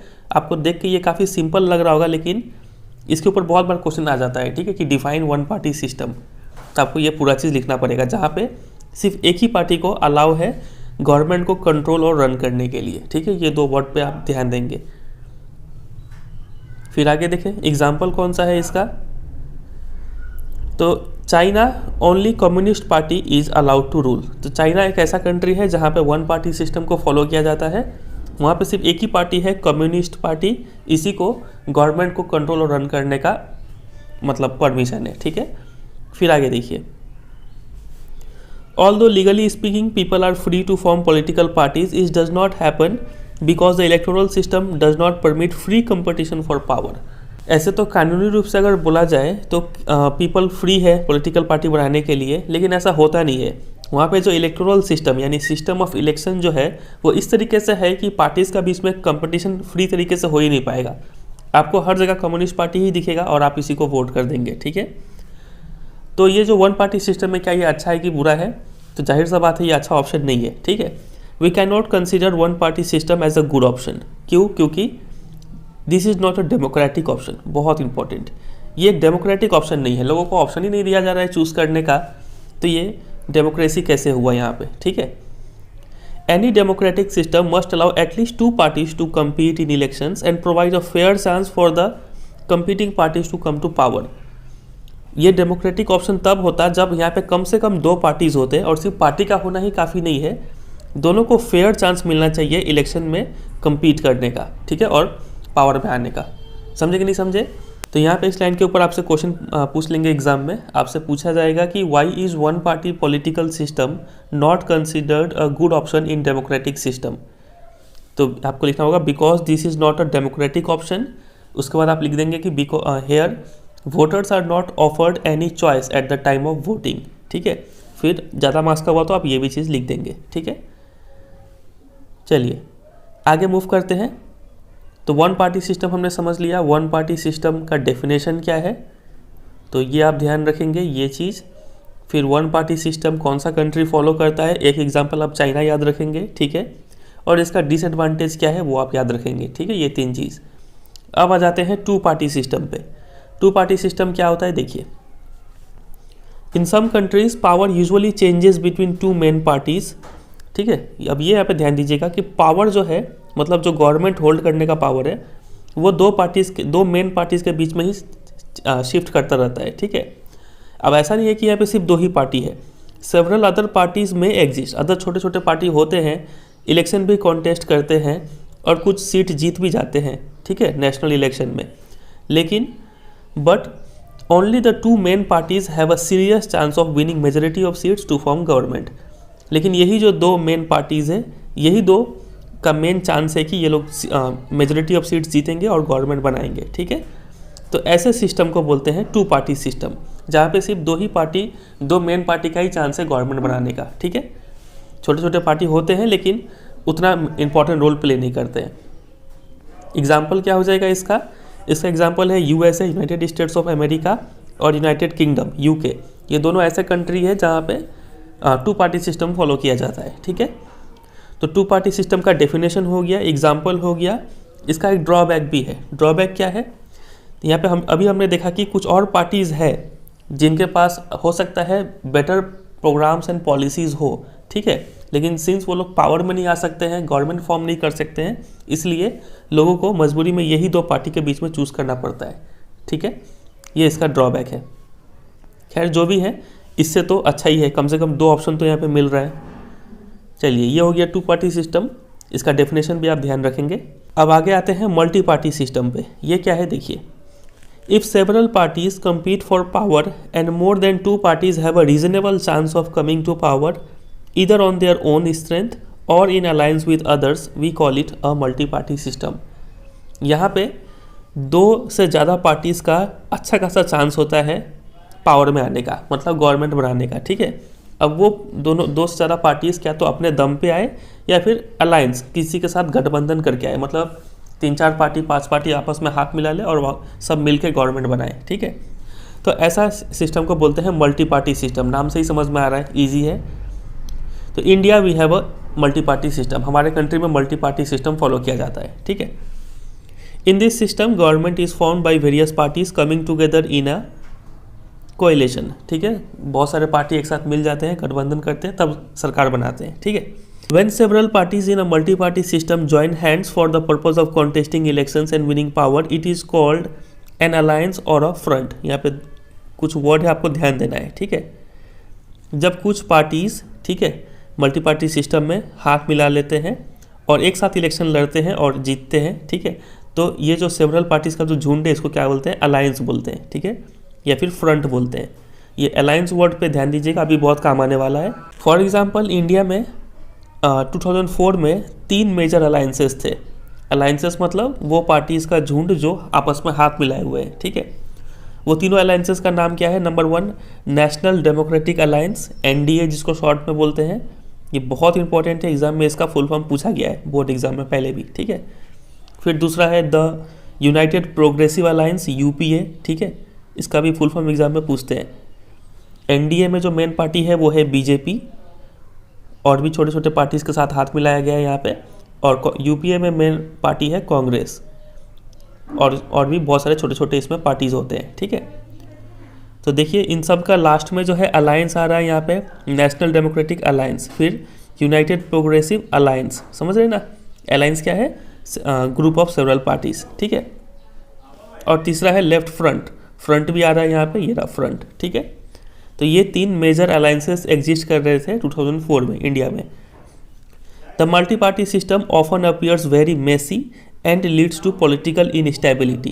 तो ये डिसएडवांटेज हो गया मल्टी पार्टी सिस्टम का कि ये काफ़ी देखने में कंफ्यूजिंग रहता है, और इससे कई बार पॉलिटिकल इनस्टेबिलिटी भी देखने को मिलता है। मतलब कई बार कोई पार्टी अगर अपना सपोर्ट खींच ले तो पूरा गवर्नमेंट गिर जाता है। ठीक है, मेजोरिटी फॉर्म नहीं कर पाता है वहाँ पे। तो ये 2 डिसएडवांटेज हो गया मल्टी पार्टी सिस्टम का, लेकिन इसका एडवांटेज भी है। देखिए क्या है, this system allows a variety of interest and opinions to enjoy political representation. मतलब सिंस यहाँ पे बहुत सारे पार्टीज आते हैं और अलग अलग पार्टी अलग अलग पार्ट ऑफ सोसाइटी को रिप्रेजेंट कर रहे होते हैं, तो यहाँ पे बहुत सारे लोगों का जो इंटरेस्ट है वो पार्लियामेंट में रिप्रेजेंट होता है। ठीक है, और ओपिनियन भी जो है, इन सबका पॉलिटिकल रिप्रेजेंटेशन देखने को मिलता है। यही इसका एडवांटेज है, सिंपल सा है। तो मल्टी पार्टी सिस्टम का डेफिनेशन क्या है वो आप ध्यान रखेंगे। एग्जाम्पल इंडिया में फॉलो किया जाता है। फिर हमने समझा अलायंस क्या होता है, फिर अलायंस का एग्जाम्पल हमने देखा। मल्टी पार्टी सिस्टम का डिसएडवांटेज, रेड से और ग्रीन से एडवांटेज, ठीक है। तो अभी तक हमने one party system, two party system, multi party system समझ लिया। अब आते हैं मेन क्वेश्चन पे, जो हमारा टॉपिक था। टॉपिक क्या था याद है कि भूल गए? टॉपिक था how many party should we have, कितने पार्टी होने चाहिए। अब इसका आंसर देखते हैं। देखिए, तो इस सवाल का आंसर देना इतना सिंपल नहीं है, ठीक है। पार्टी सिस्टम कोई ऐसा चीज़ नहीं है कि कोई कंट्री अपने आप चूज़ कर लेगा कि नहीं मुझे टू पार्टी सिस्टम पसंद है तो हम टू पार्टी सिस्टम फॉलो करेंगे, ऐसा नहीं होता है, ठीक है। ये जो पार्टी सिस्टम है, वन पार्टी हो या फिर टू पार्टी हो या फिर मल्टी पार्टी हो, ये चीज़ इवॉल्व होता है over a long time. Country का हिस्ट्री पर डिपेंड करेगा कि पहले से कैसा सिस्टम चला आ रहा है, ठीक है। उस बेसिस पे पार्टी सिस्टम अडॉप्ट किया जाता है। Depending on the nature of society, its social and regional diversity, its history of politics and its system of election, इन सब चीज़ पे डिपेंड करेगा कि कैसा पार्टी सिस्टम किस कंट्री में फॉलो किया जाता है, ठीक है। This cannot be changed very quickly, बहुत जल्दी आप इस सिस्टम को चेंज नहीं कर सकते हैं। और देखिए, each country develops a party system that is conditioned by its special circumstances. हर एक कंट्री में वही पार्टी सिस्टम फॉलो किया जाता है जो कि उसके स्पेशल सर्कमस्टेंसेस अलाउ करे। अब ये स्पेशल सर्कमस्टेंसेस क्या है, चलिए समझते हैं। For example, if India has evolved a multi party system, it is because the social and geographical diversity in such a large country is not easily observe by 2 और even 3 parties. India में multi party system follow किया जाता है तो वो इसलिए है क्योंकि यहाँ पे जो सोशल डाइवर्सिटी है, समाज में अलग अलग टाइप के लोग रहते हैं, ठीक है, अलग अलग रिलीजन के लोग रहते हैं। फिर बहुत ज़्यादा जोग्राफिकल डाइवर्सिटी भी यहाँ पे देखने को मिलता है, ठीक है, अलग अलग टाइप के लैंडफॉर्म्स हैं यहाँ पे। तो इतना ज़्यादा डाइवर्सिटी होने का कारण यहाँ पे सिर्फ 2 या फिर 3 पार्टी रहता ना, तो ये सारा चीज़ अब्जॉर्ब नहीं हो पाता, ठीक है। इसीलिए इंडिया में अलग अलग जगह पे अलग अलग पार्टी, मतलब बहुत सारा पार्टी देखने को मिलता है और यहाँ पे मल्टी पार्टी सिस्टम इवॉल्व हुआ है, ठीक है। तो ये जो डाइवर्सिटी है, इसी को हम लोग यहाँ पे बोल रहे हैं स्पेशल सर्कमस्टेंसेस। तो इंडिया में इन सब स्पेशल सर्कमस्टेंसेस के कारण मल्टी पार्टी सिस्टम फॉलो किया जाता है। तो ये लाइन का मतलब समझे कि हर एक कंट्री वैसा ही पार्टी सिस्टम अडॉप्ट करता है जो वहाँ का स्पेशल सर्कमस्टेंसेस अलाउ करे, ठीक है। तो डिपेंड करेगा कि उस कंट्री का सर्कमस्टेंसेस कैसा है, कैसे वो इवॉल्व हुआ है, उसका हिस्ट्री कैसा रहा है, इन सब चीज़ पर डिपेंड करेगा कि कौन सा कंट्री में कौन सा पार्टी सिस्टम फॉलो किया जाएगा। तो इस क्वेश्चन का आंसर आपको उम्मीद करते मिल गया होगा कि कितना पार्टी किसी भी डेमोक्रेसी में होना चाहिए, ठीक है। तो लास्ट लाइन आप देखिए, ये बहुत इंपॉर्टेंट है कि no system is ideal for all countries and all situation. ऐसा नहीं बोल सकते कि वन पार्टी सिस्टम हर जगह सूट करेगा या फिर टू पार्टी सिस्टम हर जगह के लिए अच्छा है। वो डिपेंड करेगा कंट्री पे, उसका सिचुएशन पे, समझे। चलिए, तो यहाँ पे एक बहुत इंपॉर्टेंट क्वेश्चन बन जाता है। आपको ये लाइन देंगे कि no party system is ideal for all countries and all situations, बोलेंगे justify the statement with arguments. तो आपको पूरा यहाँ से लिखना पड़ेगा, ठीक है। ये जितना चीज़ अंडरलाइन किया हुआ है ये सब बात आपको लिखना पड़ेगा, ठीक है। फिर एक क्वेश्चन और बनेगा कि what is a multi party system. तो आप मल्टी पार्टी सिस्टम का डेफिनेशन लिख रहे होंगे। उसके बाद पूछेंगे कि why did India adopt multi party system, India क्यों अडॉप्ट किया। तो आपको ये सब बात यहाँ से यहाँ तक लिखना पड़ेगा, समझे। चलिए, तो ये हो गया पूरा टॉपिक और क्वेश्चंस भी जो बन सकता था वो आपको बता दिए। इतना तैयार कर लेंगे तो इससे बाहर कुछ नहीं आएगा। आगे मूव कर जाते हैं।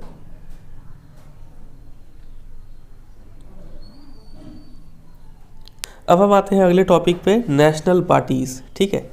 देखिए, किसी भी फेडरल सिस्टम में पूरे वर्ल्ड में, ठीक है, किसी को अगर कोई भी कंट्री फेडरल सिस्टम फॉलो करता है तो वहाँ पे generally 2 type of political party होते हैं, ठीक है। कौन से उससे पहले आप ये समझ लीजिए फेडरल सिस्टम क्या होता है। फेडरल सिस्टम मतलब यहाँ पे कम से कम 2 लेवल ऑफ गवर्नमेंट होगा। एक गवर्नमेंट जो सेंट्रल लेवल पे होगा और दूसरे गवर्नमेंट वो जो हर एक फेडरल यूनिट्स या फिर स्टेट्स में होंगे, ठीक है। इंडिया के केस में जो स्टेट्स है वो वहाँ पे एक लेवल ऑफ गवर्नमेंट होता है और सेंट्रल लेवल पे एक लेवल ऑफ गवर्नमेंट है। तो इंडिया भी फेडरल सिस्टम फॉलो करता है, ठीक है। तो यहाँ पे 2 टाइप के पॉलिटिकल पार्टी होते हैं। एक पार्टी वो जो पूरे कंट्री के लिए होता है, ठीक है, जिसको बोलते हैं नेशनल पार्टी, NP।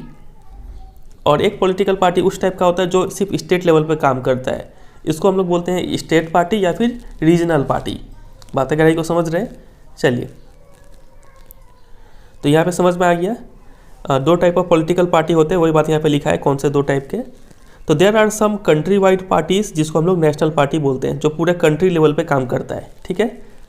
लेकिन ये सब पार्टीज भले ही कंट्री लेवल पे काम करता है, लेकिन इनका जो यूनिट्स है वो सभी वेरियस स्टेट्स में प्रेजेंट होता है, ठीक है। But by and large all these units follow the same policies, programmes and strategy that is decided at the national level. ये जो कंट्री लेवल पे एक पार्टी है जिसको नेशनल पार्टी बोलते हैं, इसका जो यूनिट्स है वो स्टेट्स में भी प्रेजेंट है, ठीक है। लेकिन जो पॉलिसीज़, प्रोग्राम्स और स्ट्रेटजी नेशनल लेवल पर तय होता है, वही पॉलिसीज़, प्रोग्राम्स और स्ट्रेटजी स्टेट लेवल पे भी फॉलो किया जाता है। समझे इतना? चलिए, और जितने भी पार्टी होते हैं सभी पार्टी को रजिस्टर करना पड़ता है खुद को इलेक्शन कमीशन के साथ, ठीक है। फिर देखिए, और यहाँ जो इलेक्शन कमीशन है ये कौन है पता ही है आपको? इंडिया में इलेक्शन करवाने का काम इन्हीं का है, ठीक है। फिर पार्टी भी यही रजिस्टर करते हैं, इलेक्शन से जो भी रिलेटेड काम है वो यही देखते हैं, ठीक है। अब ये जो इलेक्शन कमीशन है, ठीक है, ये सभी पार्टीज़ को तो इक्वली ट्रीट करता है, लेकिन कंट्री में कुछ लार्ज और इस्टेब्लिश्ड पार्टीज़ होते हैं, जैसे कि बीजेपी हो गया, कांग्रेस हो गया, ठीक है। ये ऐसे पार्टीज़ को क्या करता है? स्पेशल फैसिलिटीज़ प्रोवाइड करता है। कैसे स्पेशल फैसिलिटी प्रोवाइड करता है? देखिए, ऐसे पार्टीज़ को एक यूनिक सिंबल दिया जाता है, ये हो गया पहला स्पेशल फैसिलिटी। और दूसरा, only official candidate of that party can use that election symbol. उस पार्टी का मतलब वो जो लार्ज और इस्टेब्लिश्ड पार्टी है, उसका जो सिर्फ ऑफिशियल जो कैंडिडेट है वही वो उस इलेक्शन सिंबल को यूज़ कर सकता है, यूनिक सिंबल को यूज़ कर सकता है, ठीक है। तो एग्ज़ाम में ये क्वेश्चन बन जाता है कि आगे बात करेंगे क्वेश्चन के ऊपर, ठीक है। फिलहाल आप इतना सिर्फ समझ लीजिए कि अगर स्पेशल फैसिलिटी का अगर बात किया जाए, स्पेशल प्रिविलेज का, तो ये दो पॉइंट आप ध्यान रखेंगे, ठीक है। एक है यूनिक सिंबल और दूसरा है सिर्फ ऑफिशियल कैंडिडेट उस इलेक्शन सिंबल को यूज़ कर सकता है। फिर आगे देखिए, parties that get this privilege and some other special facilities are recognised by the election commission for this purpose. तो ऐसे पार्टीज जिनको ये सब प्रिविलेज मिलता है और भी कुछ स्पेशल फैसिलिटीज़ मिलता है, वैसे पार्टीज़ को इलेक्शन कमीशन क्या करता है? रिकॉग्नाइज करता है। बहुत इंपॉर्टेंट, ठीक है। तो that is why this parties are called recognise political party. इसीलिए इन सब पार्टीज़ को क्या बोला जाता है? Recognise political party. समझे? अब यहाँ पे क्वेश्चन बनेगा आपसे पूछेंगे कि which special privilege is given to recognise political parties by the election commission. तो स्पेशल प्रिविलेज ये आप 2 पॉइंट में लिख देंगे, 1, 2, ठीक है। फिर एग्जाम में आपसे क्वेश्चन पूछ सकते हैं, what is meant by a recognised political party, ठीक है। तो रिकॉग्नाइज्ड पॉलिटिकल पार्टी वही होता है जो इलेक्शन कमीशन के द्वारा रिकॉग्नाइज्ड हो और जिसको ये सब स्पेशल प्रिविलेज मिलता हो, ठीक है। चलिए आगे देखते हैं। अब कैसे पता चलेगा कि कौन सा पार्टी रिकॉग्नाइज्ड है और कौन सा नहीं है, ठीक है। तो इसके लिए इलेक्शन कमीशन ने कुछ क्राइटेरिया दिया हुआ है कि कोई भी पार्टी अगर ये क्राइटेरिया फुलफिल करेगा तो वो पार्टी को रिकॉग्नाइज्ड घोषित कर दिया जाएगा, ठीक है। तो कुछ क्राइटेरिया रखा गया है रिकॉग्नाइज्ड स्टेट पार्टी बनने के लिए और कुछ क्राइटेरिया रखा गया है रिकॉग्नाइज्ड नेशनल पार्टी बनने के लिए, ठीक है। देखिए, सबसे पहले स्टेट पार्टी का देख लेते हैं। स्टेट पार्टी समझ रहे हैं? वो पार्टी जो सिर्फ स्टेट लेवल पे काम करे या फिर रीजनल लेवल पे काम करे। A party that secures at least 6% of the total votes in an election to the legislative assembly of a state. ये समझिएगा, जो स्टेट में जो इलेक्शन होता है उसको बोलते हैं legislative assembly of a state election, ठीक है। तो अगर स्टेट वाले इलेक्शन में वो कम से कम 6% वोट ले ले, ठीक है, जितना भी वोट पड़ा है टोटल उसका 6% वोट ले ले, और एंड साथ ही साथ wins at least 2 seats in is recognised as a state party, कम से कम 2 सीट भी जीते, 6% ऑफ टोटल वोट और 2 सीट्स अगर स्टेट इलेक्शन में कोई पार्टी अचीव कर लेता है तो उसको हम लोग बोलेंगे रिकॉग्नाइज्ड स्टेट पार्टी, ठीक है। याद कर लीजिएगा इसको। अब बात करते हैं नेशनल पार्टी बनने, रिकॉग्नाइज्ड नेशनल पार्टी बनने के लिए क्या क्राइटेरिया है। तो a party that secures at least 6%, same percentage है, of the total votes in Lok Sabha election. State वाले इलेक्शन को बोलते हैं लेजिस्लेटिव असेंबली इलेक्शन, नेशनल वाले में क्या बोलते हैं? लोकसभा इलेक्शन बोलते हैं। तो अगर इस इलेक्शन में कम से कम 6% वोट ले ले, या फिर यहाँ पे एक और छूट भी दिया गया है कि आप पूरे नेशनल इलेक्शन में 6% वोट नहीं ले पा रहे हैं, तो मान लीजिए आपको सिर्फ 4 स्टेट में, सिर्फ 4 स्टेट का जो असेंबली इलेक्शन है, ठीक है, जो स्टेट का इलेक्शन है उसमें आप 6% वोट ले आइए, ठीक है। तो ये कंडीशन फुलफिल हो जाएगा, ठीक है। एक बार फिर से पढ़ते हैं। A party that secures at least 6% of the total votes in Lok Sabha election या फिर असेंबली इलेक्शन इन 4 स्टेट, ठीक है। यहाँ से आपको 6% वोट लेके आना है और एटलीस्ट 4 सीट्स इन लोकसभा के इलेक्शन में कम से कम आपको 4 सीट जीतना होना चाहिए, ठीक है। तब आप रिकॉग्नाइज हो जाएंगे नेशनल पार्टी के रूप में। यहाँ पे कितना सीट चाहिए था? कम से कम 2 सीट चाहिए था, लेकिन लोकसभा वाले में नेशनल पार्टी बनने के लिए 4 सीट आपको जीतना पड़ेगा, समझे। तो ये दोनों का क्राइटेरिया आप याद रखेंगे, बहुत इंपॉर्टेंट है। आपसे एग्जाम में क्वेश्चन पूछेंगे कि what is a national party, ठीक है। फिर इसी में ऐड कर देंगे कि state the conditions required to be a national political party. तो डेफिनेशन और ये क्राइटेरिया लिखेंगे आप, ठीक है। इसी तरीके से रीजनल पार्टी या फिर स्टेट पार्टी के ऊपर भी क्वेश्चन बन जाएगा, वो होगा। और स्पेशल प्रिविलेज, ये भी बहुत इंपॉर्टेंट है, इसके ऊपर भी क्वेश्चन बनता रहता है। तो इस कंडीशन के आधार पर हमारे कंट्री में टोटल 7 रिकॉग्नाइज नेशनल पार्टीज़ है इन 2019 तक, ठीक है, जो ये कंडीशन को फुलफिल करते हैं। वैसे सिर्फ 7 ही पार्टीज़ है। वो 7 पार्टी कौन से हैं नीचे बताया गया है। हमारा जो टॉपिक है वो क्या है? National parties. अभी हम नेशनल पार्टी पे फोकस कर रहे हैं, ठीक है। तो ये कंडीशन के आधार पर 7 नेशनल पार्टी है टोटल, रिकॉग्नाइज नेशनल पार्टी। चलिए 7 को स्टडी करते हैं।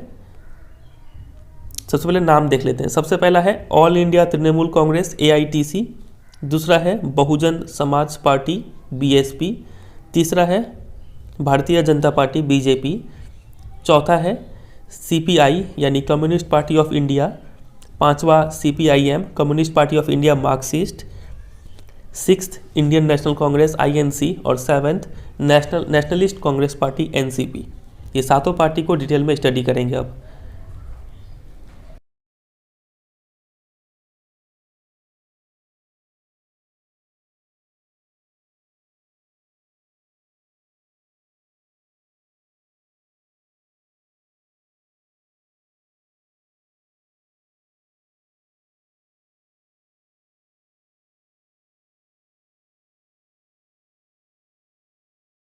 तो सबसे पहला पार्टी है all India Trinamool Congress AITC। चलिए देखते हैं इसके बारे में कुछ इंपॉर्टेंट पॉइंट्स। सबसे पहले ये लॉन्च कब हुआ था? तो 1 जनवरी 1998, ये डेट आप याद रखेंगे। अभी बताएंगे इसके ऊपर क्वेश्चन कैसे बनता है। तो इस तारीख को ये लॉन्च हुआ था under the leadership of Mamata Banerjee, ठीक है। अभी ये वेस्ट बंगाल की चीफ मिनिस्टर है। फिर आगे देखिए, तो जो अंडरलाइन किए हैं वैसे ही आप भी अंडरलाइन करते चलिएगा। Recognised as a national party in 2016 में ये एक नेशनल पार्टी बन के आई। फिर the party symbol is flowers and grass, इसको भी आप अंडरलाइन कीजिएगा यहाँ पे। ये सिंबल भी याद रखना बहुत इंपॉर्टेंट है, इसके ऊपर क्वेश्चन आता है। तो तृणमूल कांग्रेस का सिंबल क्या है? तो फ्लावर्स है और ग्रास है। ये पिक्चर भी आप याद रखेंगे, ठीक है। चलिए आगे देखिए। Committed to secularism and federalism, इसका आइडियोलॉजी है सेक्युलरिज्म को प्रमोट करना और फेडरलिज्म को प्रमोट करना। सेक्युलरिज्म मतलब रिलीजन से मुक्त होकर कोई भी डिसीजन लेना, ठीक है। और फेडरलिज्म का मतलब जो पावर्स है वो सेंटर और स्टेट के बीच में इक्वली डिवाइड होने चाहिए, ठीक है, इसको बोलते हैं। तो ये 2 चीज़ पे इनका मेन फोकस रहता है तृणमूल कांग्रेस का। फिर आगे देखिए, has been in power in West Bengal since 2011 से ही वेस्ट बंगाल में पावर गवर्नमेंट बना कर रखी हुई है। Also has a presence in Arunachal Pradesh, Manipur and Tripura. ये 3 स्टेट्स में भी इस पार्टी को देखने को मिलता है, ठीक है। 2019 के इलेक्शन में इसे 4.07% वोट मिला और 22 सीट से जीती लोकसभा इलेक्शन में, और ये 4th लार्जेस्ट पार्टी बनी, ठीक है। तो जितना अंडरलाइन किए हैं वो भी आप याद रखेंगे। और ये बहुत इंपॉर्टेंट है, पार्टी का सिंबल आप याद रखेंगे, इसको भी अंडरलाइन कर लीजिएगा। चलिए, तो एक नेशनल पार्टी हमने कवर कर लिया। दूसरे पे आ जाते हैं। दूसरा पार्टी है बहुजन समाज पार्टी, जिसको शॉर्ट में BSP बोलते हैं। इसका आप सिंबल देख रहे हैं एलिफेंट, ठीक है। ये फॉर्म हुआ था 1984 में। बताइए तृणमूल कांग्रेस का फॉर्म हुआ था? तो आप बोलेंगे 1998 में, ठीक है। फिर आगे देखिए, इसका फॉर्म हुआ था under the leadership of Kanshi Ram. ऊपर वाला जो पार्टी था तृणमूल कांग्रेस, वो किसका लीडरशिप में फॉर्म हुआ था? तो ममता बनर्जी, ठीक है। फिर इसका देखिए, इसका आइडियोलॉजी क्या है? Seeks to represent and secure power for the Bahujan Samaj. नाम में ही है इसका बहुजन समाज, ठीक है। तो ये चाहती है कि बहुजन समाज को पावर मिले, उसका रिप्रेजेंटेशन हो गवर्नमेंट में। बहुजन समाज में कौन कौन आते हैं देखिए, which includes the Dalit, Adivasis, OBCs and religious minorities. ये सब लोग बहुजन समाज में आते हैं। तो इनके लिए काम करना इनका मेन मोटिव है। फिर draws inspiration from the ideas and teachings of Sahu Maharaj, Mahatma Phule, Periyar Ramaswamy Naicker and Baba Saheb Ambedkar. इन सब लोगों से ये पार्टी इंस्पिरेशन लेती है। तो एग्ज़ाम में इसके ऊपर क्वेश्चन बन जाएगा, आपसे पूछेंगे कि बताइए वो कौन सा पार्टी है जो साहू महाराज से इंस्पिरेशन लेती है। तो आपको लिखना होगा बहुजन समाज पार्टी, BSP, ठीक है। Stands for the cause of securing the interest and welfare of Dalit and oppressed people. तो इनके लिए ये काम करती है, हमें पहले ही पता चल गया यहाँ पे। फिर आगे देखिए, it has its main base in the states of Uttar Pradesh and substantial presence in neighbouring states like Madhya Pradesh, Chhattisgarh, Uttarakhand, Delhi and Punjab. Uttar Pradesh में तो ये मेन पार्टी बनी है, मेन बेस है इसका, लेकिन जो आसपास के नेबरिंग स्टेट्स है, फॉर एग्जांपल मध्य प्रदेश, छत्तीसगढ़, उत्तराखंड, दिल्ली, पंजाब, आप मैप में देखिएगा, ठीक है, इन सब स्टेट्स का लोकेशन कहाँ पे है। तो इन सब स्टेट्स में भी ये काफ़ी अच्छा पार्टी बन के सामने आई है, ठीक है। फिर यूपी में कई बार ये गवर्नमेंट बना चुकी है by taking support of different parties at different times, ठीक है। और जो लोकसभा इलेक्शन हुआ था 2019 में, जो रिसेंट इलेक्शन था, इसमें इसको 3.63% वोट्स मिला था और लोकसभा में उसे 10 सीट्स जीते, इस पार्टी ने 10 सीट जीता था, ठीक है। चलिए, तो ये सब पॉइंट्स आप याद रखेंगे। और इसका सिंबल क्या है? एलिफेंट। अगला पार्टी है भारतीय जनता पार्टी, BJP। इसका लोटस फ्लावर सिंबल है। Founded in 1980 by reviving the erstwhile Bharatiya Jana Sangh formed by Shyama Prasad Mukherjee 1951। तो पहले एक पार्टी हुआ करता था भारतीय जनसंघ, जिसके फाउंडर थे श्यामा प्रसाद मुखर्जी 1951। तो इसी को रिवाइव करके भारतीय जनता पार्टी बना BJP 1980 में, ठीक है। ऊपर वाला पार्टी का याद है BSP, ये कब बना था? तो आप बोलेंगे 1984 में। उसके ऊपर वाला तृणमूल कांग्रेस कब बना था? तो आप बोलेंगे 1998 में। ये ईयर्स आप याद रखते चलेंगे, ठीक है। चलिए, तो ये बना था 1980 में। इसका ऑब्जेक्टिव क्या है? तो wants to build a strong and modern India by drawing inspiration from India's ancient culture and values. तो इस पार्टी का मेन है कि ये इंडिया का जो एंशियंट कल्चर है, बहुत पुराना हम लोग का जो अपना कल्चर और वैल्यूज़ है, उससे इंस्पिरेशन लेते हुए इंडिया को क्या बनाना है? एक मजबूत कंट्री बनाना है, स्ट्रॉन्ग, और साथ ही साथ मॉडर्नाइज भी करना है, ठीक है। फिर आगे देखिए ये क्या चीज़ पे फोकस करती है। And Deendayal Upadhyaya ideas of integral humanism and Antyodaya. Deendayal Upadhyaya ने दो कॉन्सेप्ट दिए थे, एक था इंटीग्रल ह्यूमनिज्म का और दूसरा था अंत्योदया का। इंटीग्रल ह्यूमनिज्म का मतलब होता है कंट्री में जितने भी इंस्टीट्यूशन है, ठीक है, स्कूल हो गया, कॉलेज हो गया, और जो भी कुछ भी काम हो रहा है कंट्री में, तो उसका मेन उद्देश्य होना चाहिए ह्यूमन बींग्स, ठीक है। ह्यूमन बींग्स पे क्या इम्पैक्ट पड़ रहा है, इस चीज़ पे फोकस होना चाहिए। कंट्री कितना डेवलप कर रहा है उससे कोई मतलब नहीं है, कंट्री के जो लोग हैं उन पे क्या इफेक्ट पड़ रहा है, वो कैसे रह रहे हैं, ठीक है, वो कितना डेवलप कर रहे हैं, इस पर मेन फोकस होता है। तो इसको बोलते हैं इंटीग्रल ह्यूमनिज्म का कॉन्सेप्ट। और भी ये डीप कॉन्सेप्ट है, फिलहाल आप इतना ही बेसिक समझ कर रख दीजिए। फिर दूसरा इन्होंने एक कॉन्सेप्ट दिया था अंत्योदय। अंत्योदय मतलब जो किसी भी समाज में जो सबसे निचले तबके के लोग हैं, ठीक है, उन तक गवर्नमेंट बेनिफिट्स पहुंचाया जाए। तो इस दो चीज़ पे फोकस करती है भारतीय जनता पार्टी, ठीक है। ये दोनों कॉन्सेप्ट किसने दिया था? दीनदयाल उपाध्याय जी ने दिया था, ठीक है। आगे देखिए, कल्चरल नेशनलिज्म, जिसको हिंदुत्व भी बोलते हैं, is an important element in its conception of Indian nationhood and politics. तो बीजेपी का जो मेन कॉन्सेप्ट है वो है कल्चरल नेशनलिज्म को फॉलो करना, या फिर जिसको हिंदुत्व भी बोलते हैं। कल्चर का मतलब क्या होता है? कल्चर का मतलब हो गया आपका language, history, literature, songs, religion, ideology, symbols, land, monuments, ये सभी चीज़ कल्चर में आते हैं, ठीक है। तो कल्चरल नेशनलिस्ट जो होते हैं वो इसी कल्चर पे फोकस करते हैं, ये इस पे नहीं कि आपका रेस क्या है, आपका इथनिसिटी क्या है, कास्ट क्या है, ये सब चीज़ पे फोकस नहीं करते हैं, ठीक है। तो यही कॉन्सेप्ट है, इसी को लेके आगे चलती है बीजेपी। फिर आगे देखिए, वांट्स फुल, और इसका मोटिव क्या है तो यहाँ पे पता चलेगा। Number 1, wants full territorial and political integration of Jammu and Kashmir with India, ये इसका ऑब्जेक्टिव है, जो कि पूरा भी हो गया। दूसरा है a uniform civil code for all people living in the country is irrespective of religion. जो भी रिलीजन के लोग हैं सबके लिए एक ही जैसा लॉ होगा, ठीक है, जिसको यूनिफॉर्म सिविल कोड बोलते हैं। ये लाने का इसका ऑब्जेक्टिव है। फिर बैन ऑन रिलीजियस कन्वर्जन, ज़बरदस्ती अगर किसी को कन्वर्ट किया जा रहा है कि एक रिलीजन से दूसरे रिलीजन में, तो उस पर ये बैन चाहती है, ठीक है। तो ये हो गया कुछ फीचर्स बीजेपी का। आगे देखते हैं, it's support base increase substantially in 1990s। जो 1990 से लेके 2000 तक का समय था, इस टाइम में ये पार्टी काफ़ी मजबूत बन के सामने आई। पहले ये सिर्फ नॉर्थ और वेस्ट में लिमिटेड थी, लेकिन जैसे जैसे पार्टी का सपोर्ट बढ़ते गया वैसे वैसे ये साउथ, फिर ईस्ट, फिर नॉर्थ ईस्ट, फिर रूरल एरिया, इन सब में अपना पकड़ मजबूत बना ली। फिर आगे देखिए, came to power in 1998 under as a leader of NDA including several regional parties. तो 1998 में ये पावर में आती है, ये अलायंस बना के, नेशनल डेमोक्रेटिक अलायंस। फिर emerge as the largest party with 303 members in the 2019 Lok Sabha elections, currently lead the ruling NDA government at the centre. जो 2019 में लोकसभा इलेक्शन हुआ था, सेंट्रल इलेक्शन, उसमें इसको 543 ये टोटल सीट्स होता है, इसमें से इसको 303 सीट्स मिला था। ठीक है, तो मेजोरिटी मतलब लार्जेस्ट पार्टी बन के ये सामने आई थी। और अभी जो एनडीए गवर्नमेंट है सेंटर में, उसको यही पार्टी लीड कर रही है। ठीक है, चलिए, तो ये सब इंपॉर्टेंट पॉइंट्स आप याद रखेंगे बीजेपी के बारे में। अभी देखेंगे क्वेश्चन कैसा आएगा इसके ऊपर। नेक्स्ट पार्टी है communist Party of India, CPI. ठीक है, ये कब फॉर्म हुआ था? 1925 में, काफ़ी पुराना पार्टी है। फिर इसका आप सिंबल देख सकते हैं, एक सिकल है, ठीक है, और यहाँ पे कुछ ग्रेन्स है। अब देखिए इसका आइडियोलॉजी क्या है, तो believes in Marxism, Leninism, secularism and democracy.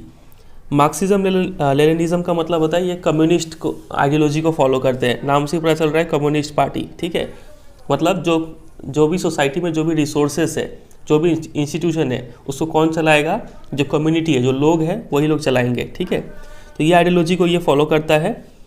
Secularism समझ ही गए, मतलब बिना रिलीजन को सामने लाए कंट्री को चलाना।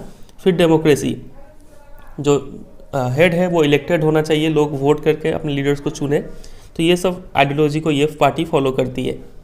फिर आगे लिखा है कि oppose to the forces of secessionism, मतलब ये मान लीजिए कोई कंट्री है और इसका मान लीजिए ये कोई स्टेट है, ये स्टेट चाहेगा कि हम यहाँ से सेपरेट हो जाए, इसको सेसेशनिज्म बोलते हैं। ठीक है, तो इस चीज़ को ये अपोज करती है, ये पार्टी चाहती नहीं है कि कोई भी इसका जो स्टेट है या फिर कोई भी पार्ट है वो सेपरेट हो। और कम्युनलिज्म, कम्युनलिज्म का मतलब होता है रिलीजन के आधार पर दंगा फसाद होना, तो इस चीज़ को भी ये अपोज करती है। फिर accepts parliamentary democracy as a means of promoting the interest of the working class, farmers and the poor. इसी को यहाँ पे कम्युनिटी बोला गया है। ठीक है, जो मार्क्सिज्म लेनिनिज्म का कॉन्सेप्ट है कि कम्युनिटी ही सारा रिसोर्सेस ओन करके रखे, वही कंट्री को चलाए, तो कम्युनिटी का मतलब, उनका मतलब ये लोग थे। ठीक है, जो गरीब लोग हैं वो। तो ये पार्टी फॉलो करती है कि पार्लियामेंट्री डेमोक्रेसी रहे और जो वर्किंग क्लास है, फार्मर्स है, पुअर है, इन सब लोग डेवलप करें। फिर became weak after the split in the party in 1964 that led to the formation of the CPIM। फिर 1964 में ये पार्टी स्प्लिट हो गया, बंटवारा हो गया। इस पार्टी से ही एक दूसरा पार्टी बन गया CPIM। ये पार्टी तो है ही, एक और पार्टी बन गया CPIM, जिसमें इसी के लोग आके यहाँ पे जुड़ गए। ठीक है, तो इसके बाद ये पार्टी क्या हो गई, थोड़ी कमज़ोर पड़ गई। CPIM पार्टी जो है, इसके बारे में हम लोग नेक्स्ट पार्टी में पढ़ेंगे। फिर आगे देखें, significant presence in the states of Kerala, West Bengal, Punjab, Andhra Pradesh and Tamil Nadu. ये सब स्टेट्स में इसका काफ़ी दबदबा है। Its support base had gradually declined over the years. It secured less than 1% votes and 2 seats in 2019 Lok Sabha election. था हालत देख ही सकते हैं, काफ़ी कमज़ोर बन गई। इसका सपोर्ट बेस दिन पर दिन घटते जा रहा है। Advocates the coming together of all left parties to build a strong left front. Left parties वैसे पार्टीज़ होती हैं जो चाहती है कि चेंजेस आए। ठीक है, चेंजेस को एक्सेप्ट कर लेती है। तो ये जो है CPI, ये लेफ्ट पार्टीज़ को चाहती है कि एक साथ लाया जाए ताकि एक अच्छा लेफ्ट फ्रंट बन के सामने आए। एक होता है राइट विंग पार्टी, ये लोग क्या होते हैं कि ये लोग कंजर्वेटिव्स होते हैं। ठीक है, और इनको बोला जाता है लिबरल्स, क्योंकि ये लोग चेंजेस को एक्सेप्ट कर लेते हैं। और राइट पार्टी, ये लोग कंजर्वेटिव होते हैं, मतलब ये लोग जल्दी चेंजेस एक्सेप्ट नहीं करते, लोग चाहते हैं कि जैसे चल रहा है वैसे ही चले, उसी को स्ट्रॉन्ग बनाया जाए। ठीक है, और एक होता है सेंट्रिस्ट। सेंट्रिस्ट का मतलब हो जाएगा, ये कौन से पार्टी होंगे जो दोनों लिबरल भी हो कई जगह पे और कई जगह पे कंजर्वेटिव भी हो, उसको सेंट्रिस्ट पार्टी बोलते हैं। चलिए, तो इतना पॉइंट्स आप ध्यान रखेंगे CPI के बारे में। अब आ जाते हैं नेक्स्ट पार्टी जो कि है CPIM, communist Party of India. Marxist word इसमें एक्स्ट्रा जुड़ गया है।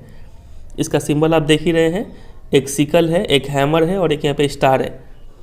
फिर आगे देखिए, ये फॉर्म कब हुआ था, तो ये इसको याद करना इजी है कि इस पार्टी में स्प्लिट कब हुआ था 1964 में, तभी ये पार्टी फॉर्म हुआ था। तो ये भी believes in Marxism Leninism, same concept है।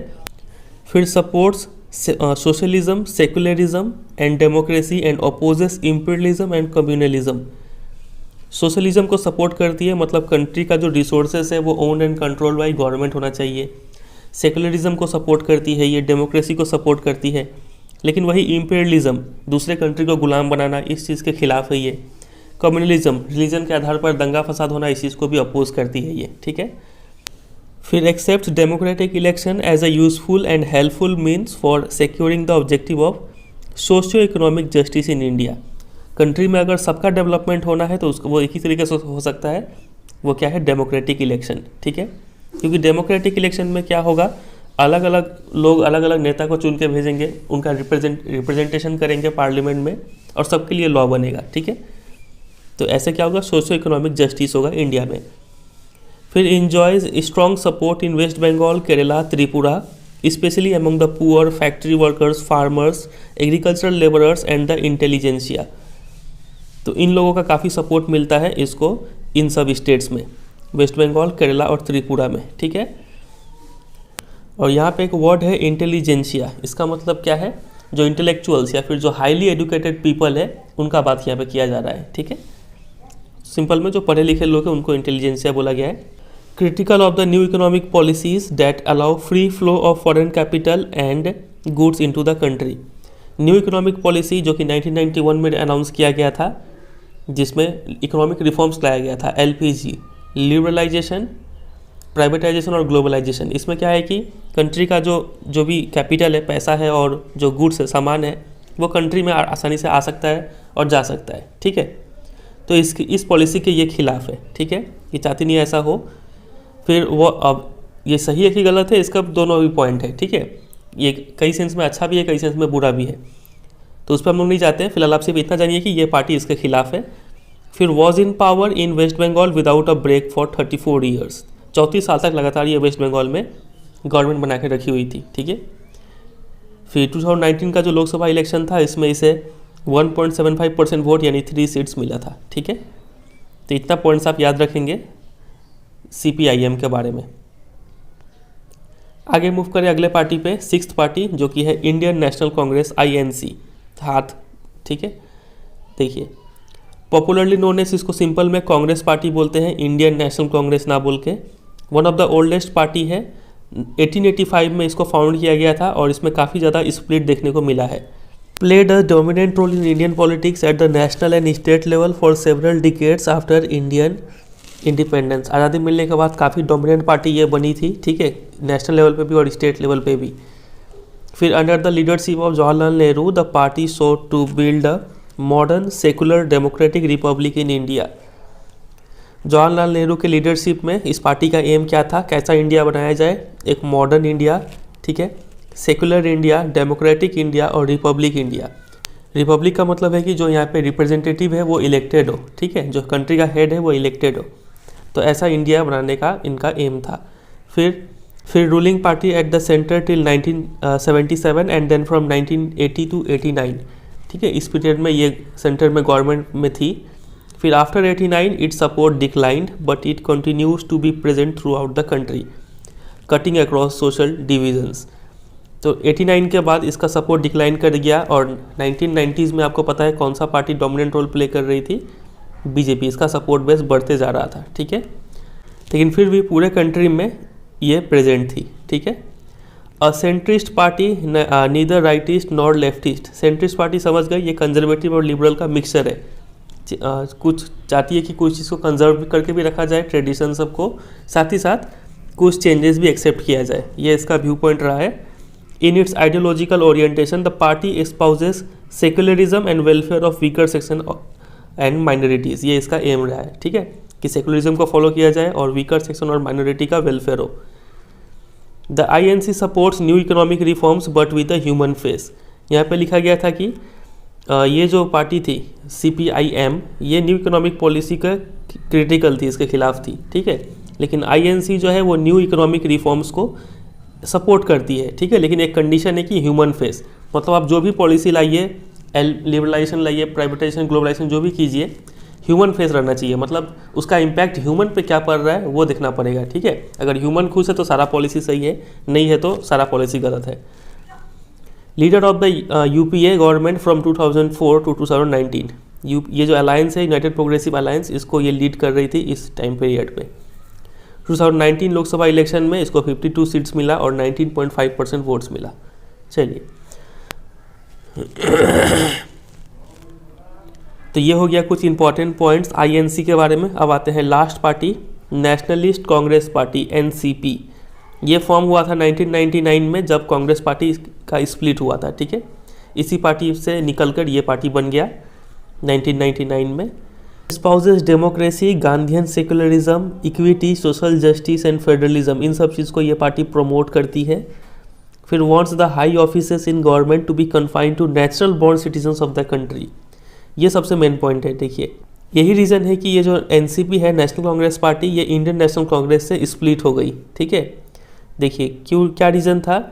ये पार्टी चाहती है कि जो हाई ऑफिसेस है गवर्नमेंट में, प्राइम मिनिस्टर का पोस्ट हो गया, कोई भी पोस्ट हो गया, वो सब जो कंट्री का जो नेचुरल बॉर्न सिटीजन्स है, जो इसी कंट्री में पैदा हुआ है, वही लोग उस पोजीशन को होल्ड करें, ठीक है, ऐसा चाहती है।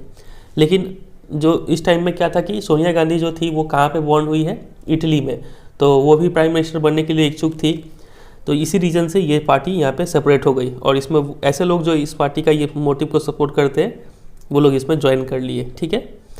फिर Maharashtra, a major party in Maharashtra and has a significant presence in Meghalaya, Manipur, Assam, इन सब जगहों पे इसका प्रेजेंस है। महाराष्ट्र में मेजर पार्टी है। A coalition partner in the state of Maharashtra in alliance with the Congress, Maharashtra में कांग्रेस के साथ एक गठबंधन की सरकार बनाई हुई है। फिर since 2004 member of the UPA, फिर 2004 के बाद जो यूनाइटेड प्रोग्रेसिव अलायंस है उसका भी ये एक मेंबर है। और 2019 लोकसभा इलेक्शन में इसको 5 सीट मिला था और 1.4% वोट मिला था। चलिए तो ये हो गया ये सातों पॉलिटिकल पार्टी के बारे में। चलिए अब देखते हैं क्वेश्चन कैसे पूछा जाएगा इस टॉपिक से, तब आपके लिए थोड़ा इजी पड़ेगा। अभी तक आपको काफ़ी कन्फ्यूजन हो रहा होगा कि कैसे याद रखा जाए इतना सारा चीज़। तो सबसे पहला क्वेश्चन आपसे पूछ सकते हैं कि state any 2 points of ideology of भारतीय जनता पार्टी। ये पहले आ चुका है बोर्ड एग्जाम में। भारतीय जनता पार्टी का 2 पॉइंट का आइडियोलॉजी बताइए। तो यहाँ से एक ब्लू से अंडरलाइन किया हुआ है, फिर एक ग्रीन से, फिर एक ब्लू से, फिर एक ग्रीन से, फिर ब्लू से, तो आप कोई भी 2 लिख सकते हैं यहाँ पे, ठीक है। फिर इसके बाद अगला क्वेश्चन आपसे पूछेंगे कि name the 7 national political parties of India in chronological order. तो क्रोनोलॉजिकल ऑर्डर में मतलब कौन सा पार्टी पहले बना है उसके आधार पर आपको सातों नेशनल पॉलिटिकल पार्टी का नाम बताना है। तो सबसे पहले कौन सा पार्टी बना है, तो देखा जाए तो सबसे पुराना तो इंडियन नेशनल कांग्रेस है, 1885 में बना था ये। तो सबसे पहले हो जाएगा इंडियन नेशनल कांग्रेस। उसके बाद हम लिखेंगे किसका नाम, सीपीआई का नाम, ये 1925 में बना था। इसके बाद सीपीआईएम 1964 और उसके बाद बीजेपी आ जाएगा 1980।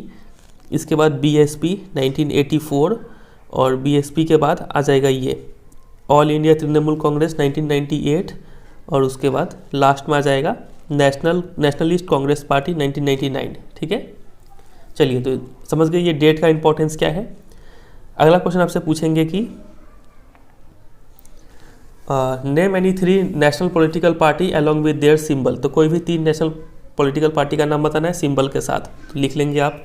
चलिए अगला क्वेश्चन आपसे पूछेंगे name the national political party which draws inspiration from the ideas and teachings of Sahu Maharaj, mention any 4 features of that party. तो साहू महाराज से इंस्पिरेशन कौन लेता है, यहीं पे हमने देखा था, ये रहा, फ्रॉम साहू महाराज। तो पार्टी का नाम होगा बहुजन समाज पार्टी और इसका कोई भी 4 फीचर बता देना है, ठीक है, तो लिख लेंगे।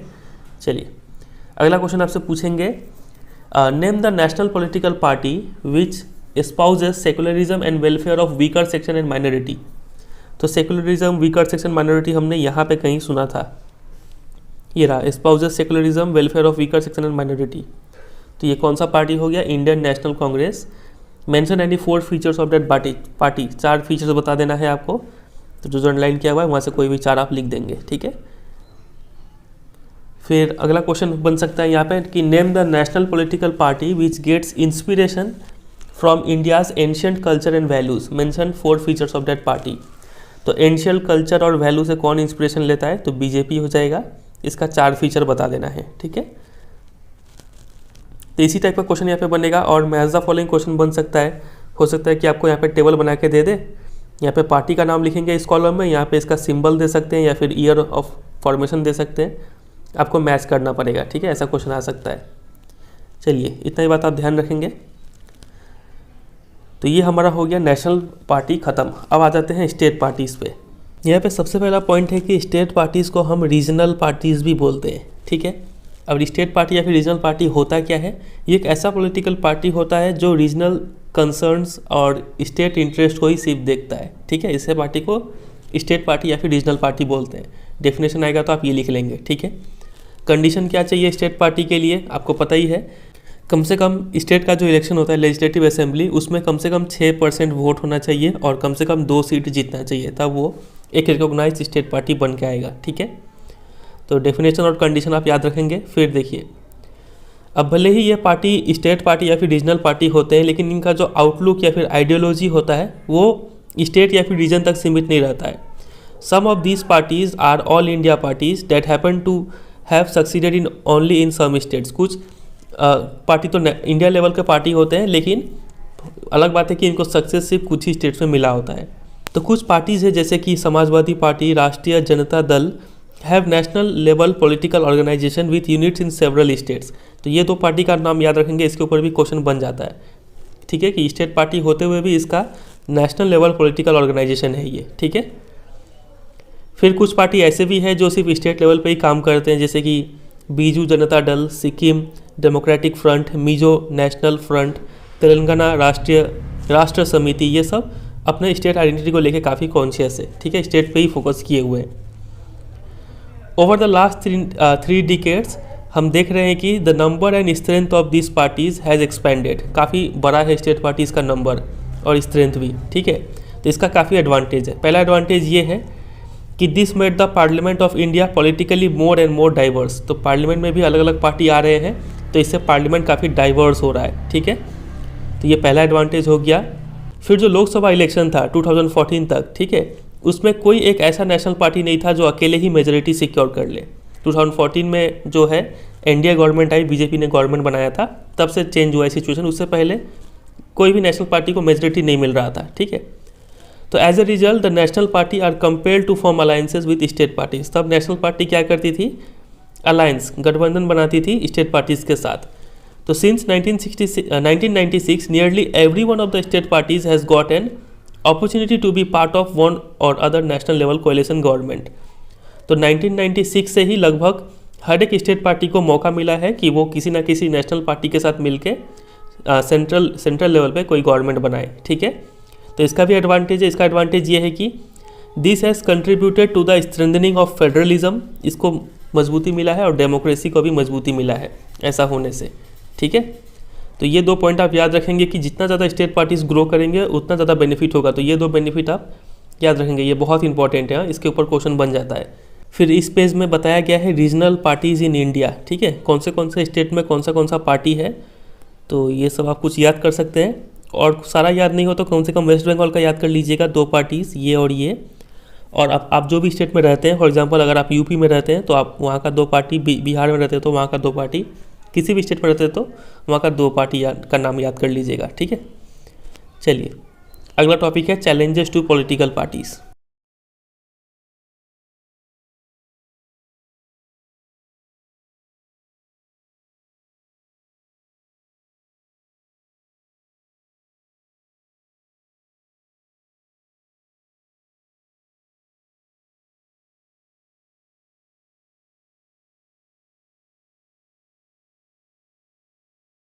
अब अगला टॉपिक है चैलेंजेस टू पॉलिटिकल पार्टीज़। काफ़ी इजी टॉपिक और काफ़ी इंपॉर्टेंट टॉपिक, ठीक है, कई सारे क्वेश्चंस बनते हैं इस टॉपिक से। चलिए देखते हैं। अभी तक हमने देख लिया है कि कैसे एक पॉलिटिकल पार्टीज़ कितना इंपॉर्टेंट रोल प्ले करता है किसी भी डेमोक्रेसी के वर्किंग के लिए, ठीक है।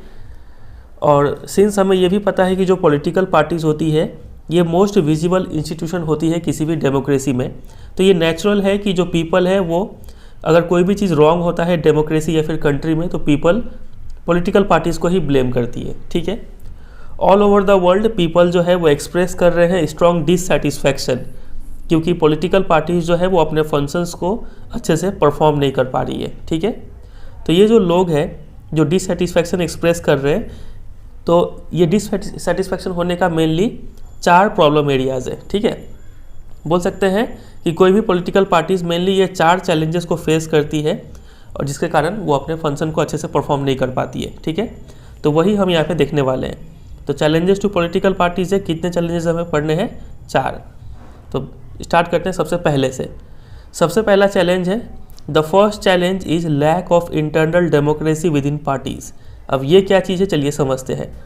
पार्टी के अंदर डेमोक्रेसी नहीं है, चलिए समझते हैं। पूरे वर्ल्ड में हर पॉलिटिकल पार्टीज़ में ये एक टेंडेंसी पाया गया है कि जो पावर है ना, वो पावर क्या तो एक या फिर कुछ ही टॉप लीडर्स के हाथों में कंसंट्रेट हो गया है। मतलब सारा पावर एक इंसान के हाथ में या फिर कुछ टॉप लीडर्स के हाथ में आ चुका है। ठीक है, फिर जो पार्टीज़ है वो do not keep membership register, ये नहीं रखते हैं। Do not hold organisational meetings regular time पे होल्ड नहीं करते हैं। ठीक है, and do not conduct internal elections regularly. जो इंटरनल इलेक्शंस है जिससे प्रेसिडेंट या फिर वाइस प्रेसिडेंट चूज़ किया जाता है, वो भी रेगुलरली कंडक्ट नहीं कराए जाते हैं। तो ये सब क्या है, ये सब डेमोक्रेसी का ही पार्ट है। तो पार्टी में जो मतलब इंटरनल डेमोक्रेसी जो है वो यहाँ पे इसका कमी है। ठीक है, इसके बाद देखिए जो ऑर्डिनरी मेंबर्स है पार्टी के, उनको सफिशिएंट इन्फॉर्मेशन नहीं मिल पाता है कि पार्टी में चल क्या रहा है। ठीक है, सारा डिसीजन कौन ले रहे हैं, एक इंसान या फिर जो पार्टी के टॉप लीडर्स है वही ले रहे हैं, क्योंकि उन्हीं के हाथों में सारा पावर आ चुका है। ठीक है, फिर आगे देखिए, they do not have the means or the connections needed to influence the decision. अगर पार्टी कोई डिसीजन ले भी रहा है तो ये ऑर्डिनरी मेंबर्स के पास ना ही कोई जरिया है, ना ही कोई ऐसा कनेक्शन है जिससे कि वो उस डिसीजन को चेंज कर पाए। ठीक है, मतलब इनके हाथों में कुछ भी नहीं है। As a result leaders assume greater power to make decisions in the name of the party. अब ये लाइन देखिए, लीडर्स जो है उनके हाथों में सारा पावर है, ऑर्डिनरी मेंबर्स के पास कोई इन्फॉर्मेशन पहुंच नहीं पा रहा है। ठीक है, उन लोग के पास ना ही इतना कैपेसिटी है कि डिसीजन को इन्फ्लुएंस कर पाए। इसीलिए जो लीडर्स है वही डिसीजन मेकिंग अब बॉडी बन गए हैं इन द नेम ऑफ पार्टी।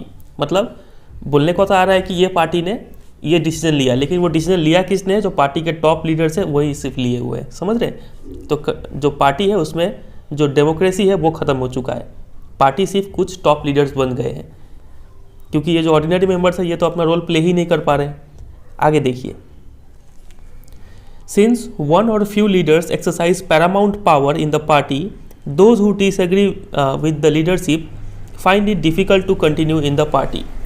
काफ़ी अच्छा बात बोला गया है। देखिए, सिंस एक या फिर कुछ ही लीडर्स के पास बहुत ज़्यादा पैरामाउंट मतलब बहुत ज़्यादा पावर आ चुका है, तो जो ऑर्डिनरी मेंबर्स इस लीडरशिप के साथ डिसएग्री करते हैं तो उनके पास तो कोई जरिया नहीं है और ये पार्टी में कंटिन्यू करने के लिए काफ़ी मुश्किल हो जाता है उनके लिए। तो एज अ रिजल्ट वो क्या करते हैं, पार्टी स्विच करते हैं, एक पार्टी छोड़ के दूसरे पार्टी में ज्वाइन कर लेते हैं।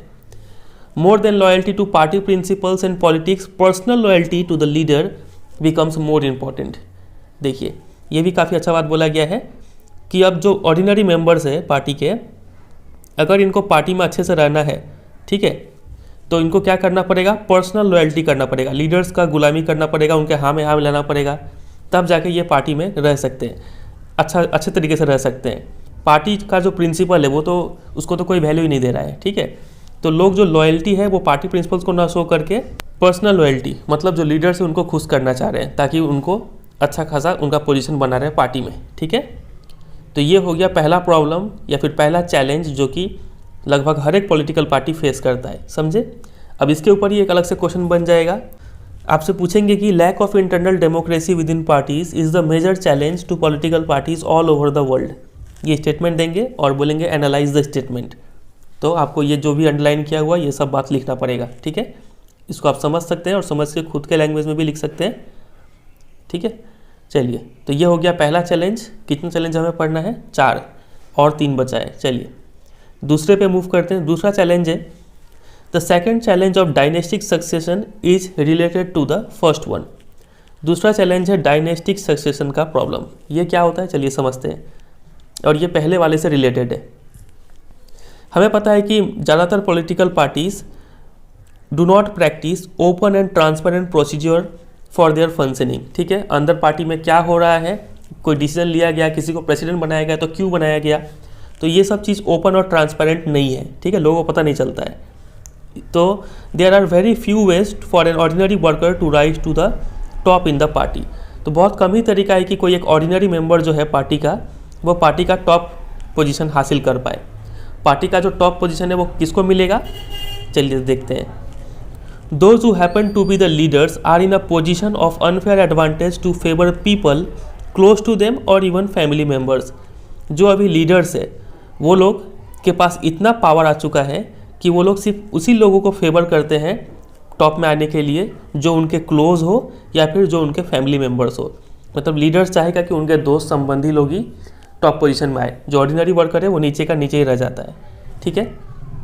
तो ये जो आप सिचुएशन देख रहे हैं कि जिसमें किसी भी अपने सगी संबंधी को फेवर करना कोई एक पोजीशन को हासिल करने के लिए, इसी फेवर को बोलते हैं डायनेस्टिक सक्सेशन, ठीक है। अपनी फैमिली मेम्बर्स को, अपने बेटे को ही प्रेसिडेंट बना देना, ऐसा कुछ, इसको बोला जाता है डायनेस्टिक सक्सेशन। तो ये पार्टी में देखने को मिलता है। और आगे देखिए, in many parties the top positions are always controlled by members of one family.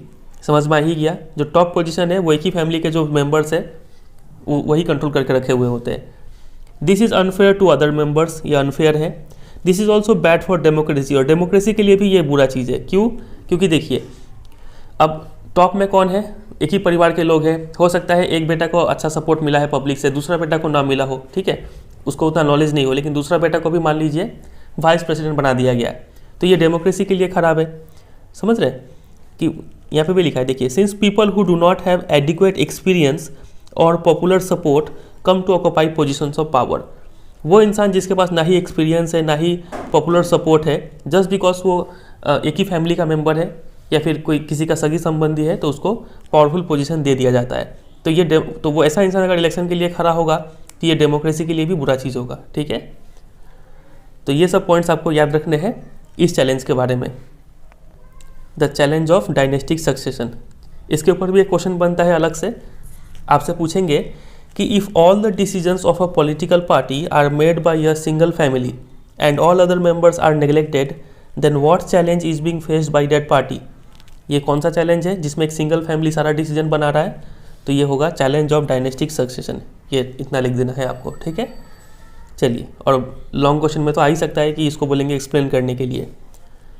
आते हैं अब थर्ड चैलेंज पे, ये भी काफ़ी इंपॉर्टेंट है। The third challenge is about the growing role of money and muscle power in parties, especially during election. Parties में पैसा का और मसल पावर का जो रोल है ये काफ़ी बढ़ते जा रहा है। कैसे, देखिए, since parties are focused only on winning elections they tend to use shortcuts to win election. Party का मेन एम क्या है, इलेक्शन जीतना, तो उस इलेक्शन को जीतने के लिए पार्टीज जो है वो शॉर्टकट मेथड भी यूज़ करती है। शॉर्टकट मेथड कैसा है, चलिए देखिए। ये जो पार्टीज़ है वो वैसे ही कैंडिडेट को नॉमिनेट करती है, मतलब इलेक्शन में उतारती है जिनके पास बहुत ज़्यादा पैसा हो या फिर जो बहुत ज़्यादा पैसा इकट्ठा कर सकते हो, ठीक है। इसके बाद ये जो पैसे वाले लोग हैं, रिच पीपल और कंपनीज, जो पार्टीज़ को फंड देते हैं इलेक्शन के टाइम पे, तो ये ऐसे ही तो फंड नहीं दे देंगे, बदले में इनको भी कुछ चाहिए। पैसे वाले लोगों को, कंपनीज को कुछ चाहिए। क्या चाहिए? तो ये लोग क्या करते हैं, जो पॉलिसीज़ और डिसीजन जो पार्टी लेती है उसको इन्फ्लुएंस करते हैं। ये लोग अपने हक में कोई पॉलिसी या फिर डिसीजन इम्प्लीमेंट करवा लेते हैं, ठीक है। फिर in some cases parties support criminals who can win elections. तो कई बार पार्टीज जो है वो क्रिमिनल्स को भी अपने पार्टी में ले लेती है, क्योंकि वो क्रिमिनल्स के अंदर इतना पावर है, भले ही लोगों को डरा के अपने अंदर वोट ले लेता है ये लोग, ठीक है, और ये सीट जीत के दे देता है। तो कई सारे क्रिमिनल्स भी पार्टी के साथ जुड़ जाते हैं। तो यही बात है यहाँ पे, ठीक है। तो थर्ड चैलेंज समझ में आ गया। इसके ऊपर अलग से क्वेश्चन बनता है, आपसे पूछेंगे कि how do money and muscle power play an important role in election, explain. तो आपको ये जितना अंडरलाइन किया हुआ ये सब बात लिखना पड़ेगा, समझ गए। चलिए, फोर्थ चैलेंज है, the fourth challenge is that very often parties do not seem to offer a meaningful choice to the voters. Party जो है मीनिंगफुल चॉइस वोटर को नहीं देती है। मीनिंगफुल चॉइस क्या होता है, चलिए समझते हैं। अगर आपको मीनिंगफुल चॉइस देना है तो पार्टीज़ को क्या होना पड़ेगा, सिग्निफिकेंटली डिफरेंट होना पड़ेगा एक दूसरे से, ठीक है। मान लीजिए दो पार्टी है ए और बी, तो लोग किसको चुने, ए को चुने या फिर बी को चुने। तो ए और बी में कुछ डिफरेंस होना चाहिए ना, तभी तो ए को चुनेगा या फिर बी को चुनेगा। अगर दोनों ही पार्टी सेम है तो लोग डिसाइड नहीं कर पाते हैं किसको चुने, ठीक है। दोनों का ही पॉलिसी प्रोग्राम सेम है, किसको चुने समझ में नहीं आता है। तो देखिए इन रिसेंट ईयर्स में ये पाया गया है कि जो पार्टीज़ है उनमें जो आइडियोलॉजिकल डिफरेंसेस है वो काफ़ी कम हो गया है, ठीक है, in most part of the world. For example Britain में 2 पार्टी है, जैसे कि हमें पता है कि ब्रिटेन में 2 पार्टी सिस्टम फॉलो किया जाता है। तो ब्रिटेन में 2 पार्टी है, लेबर पार्टी और कंजर्वेटिव पार्टी। इन दोनों के बीच जो डिफरेंस है वो वेरी लिटल, काफ़ी कम हो चुका है, ठीक है। लोगों को समझ में नहीं आ रहा है कि इसको चुने या फिर इसको चुने, क्योंकि दोनों लगभग सेम दिख रहे हैं। They agree on more fundamental aspects but differ only in details on how policies are to be framed and implemented. जो फंडामेंटल एस्पेक्ट है, जो मेन चीज़ है, उसमें ये दोनों पार्टी अग्री कर जाते हैं, दोनों का व्यू पॉइंट सेम है, कोई डिफरेंस बचा नहीं है। डिफरेंस सिर्फ इतना में है कि पॉलिसी को कैसे फ्रेम करना है, कैसे बनाना है और कैसे इम्प्लीमेंट करना है, जो कि बिना काम का डिफरेंस है, ठीक है। और हमारे कंट्री में भी the difference among major parties on the economic policies have reduced. हमारे कंट्री में भी जो मेजर पॉलिटिकल पार्टी है, बीजेपी हो गया, कांग्रेस हो गया, तो इकोनॉमिक पॉलिसीज़ को लेकर सबका व्यू पॉइंट एक ही है, जो डिफरेंसेस है वो काफ़ी कम हो चुका है, ठीक है। तो ऐसे लोग जिनको कुछ अलग पॉलिसी चाहिए, उनके पास कोई ऑप्शन अवेलेबल नहीं है।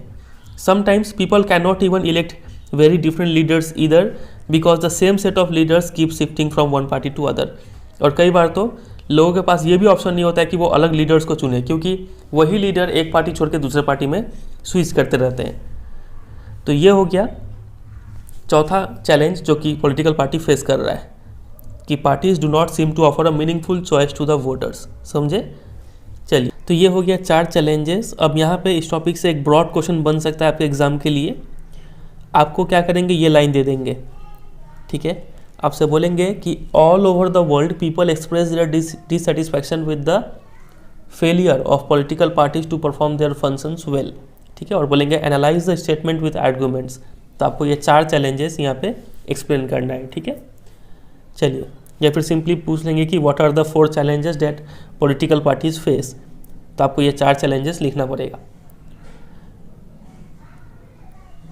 फिर यहाँ पे कार्टून दिया गया है, यहाँ पे आप देख सकते हैं, ये है पार्टी का टॉप लीडर, ये एक कैंडिडेट है जो अपना मनी पावर शो कर रहा है, ठीक है। तो ये जो टॉप लीडर है ये इसी को नॉमिनेट कर देगा इलेक्शन में खड़ा उतरने के लिए। और ये जो बाकी ऑर्डिनरी लीडर्स हैं इनके पास पैसा नहीं है, ठीक है, ऑर्डिनरी मेंबर्स के पास पैसा नहीं है, तो ये ऑर्डिनरी रह जाएंगे, ठीक है। चलिए, तो एग्ज़ाम में हो सकता है कि आपको ये कार्टून दे दे और बोलेंगे एक्सप्लेन करने के लिए कि यहाँ पे क्या शो किया गया है। चलिए,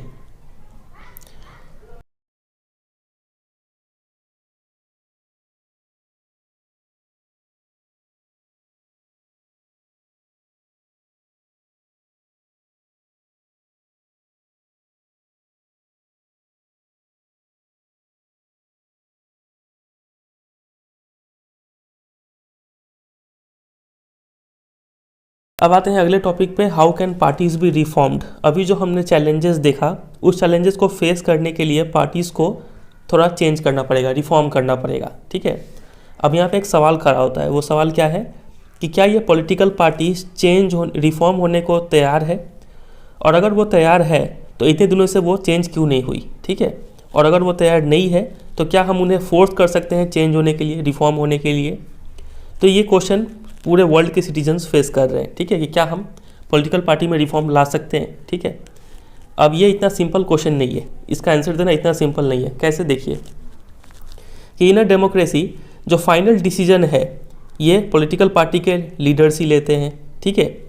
अगर हम इन लीडर्स को हटा भी दें, अगर ये रिफॉर्म नहीं चाहते, इनको हटा के दूसरे लीडर को लाएंगे, तो वो भी तो किसी ना किसी पार्टी के लीडर्स ही होंगे, दूसरे पार्टी के लीडर होंगे, ठीक है।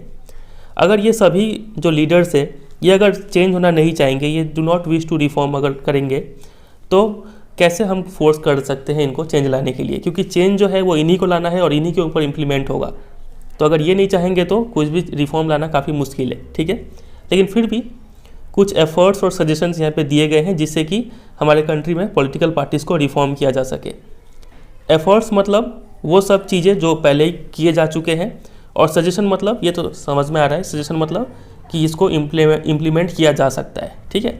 चलिए, सबसे पहले एफर्ट्स को देखते हैं कि क्या क्या स्टेप्स लिए जा चुके हैं ऑलरेडी। तो सबसे पहला स्टेप है ये, the constitution was amended to prevent elected MLAs and MPs from changing parties. Constitution को अमेंड मतलब चेंज किया गया, थोड़ा बदलाव किया गया उसमें टू कॉन्स्टिट्यूशनल अमेंडमेंट एक्ट इसको बोला जाता है। 1985 में थोड़ा सा कॉन्स्टिट्यूशन में चेंज लाया गया और उसमें कहा गया, क्या कहा गया उस पर थोड़ी देर में आते हैं और थोड़ा देख लेते हैं। तो इस चेंज से क्या हो गया कि जो एमएलए है, मतलब जो स्टेट असेंबली है, स्टेट में जो इलेक्शन करके जो लीडर्स आते हैं वो, और एमपीज़ मतलब मेंबर ऑफ पार्लियामेंट्स जो नेशनल लेवल पे जो लीडर्स है वो लोग, ये लोग पार्टी चेंज नहीं कर सकते हैं। ठीक है, चेंज कर भी सकते हैं तो क्या कंडीशन है वो देखेंगे हम। ऐसा इसलिए किया गया क्योंकि many elected representatives were indulging in defection in order to become ministers और फॉर कैश रिवॉर्ड। कई सारे जो इलेक्टेड रिप्रेजेंटेटिव्स थे वो लोग क्या कर रहे थे, डिफेक्शन कर रहे थे। डिफेक्शन क्या होता है, changing party allegiance from the party on which a person got elected to a different party. Allegiance का मतलब होता है सपोर्ट, तो ये लोग सपोर्ट चेंज कर रहे थे, मतलब एक पार्टी छोड़ के दूसरे पार्टी में ज्वाइन कर ले रहे थे। क्यों? क्योंकि दूसरा पार्टी क्या तो उन्हें मिनिस्टर बनाने के लिए तैयार था या फिर इन्हें कुछ कैश रिवॉर्ड देने के लिए तैयार था। तो ऐसे करके MLA or MP party change कर रहे थे। तो कॉन्स्टिट्यूशन में चेंज किया गया कि कोई भी एमएलए या फिर एमपी पार्टी चेंज नहीं कर सकता है। ठीक है, कब किया गया था, 1985 में। और जो ये कॉन्स्टिट्यूशन में चेंज किया गया वो कितनावा चेंज था, 52 कॉन्स्टिट्यूशनल अमेंडमेंट एक्ट इसको बोलते हैं। ठीक है, now the law says that if any MLA or MP change party he or she will lose the seat in the legislature.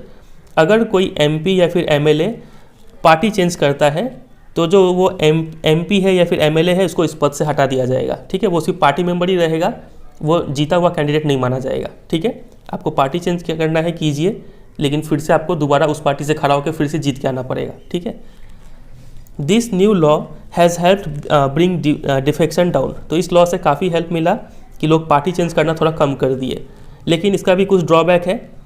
Eight the same time this has made any dissent even more difficult. अब इससे decent करना मतलब disagree करना और भी difficult हो गया है। MPs and MLAs have to accept whatever the party leaders decide.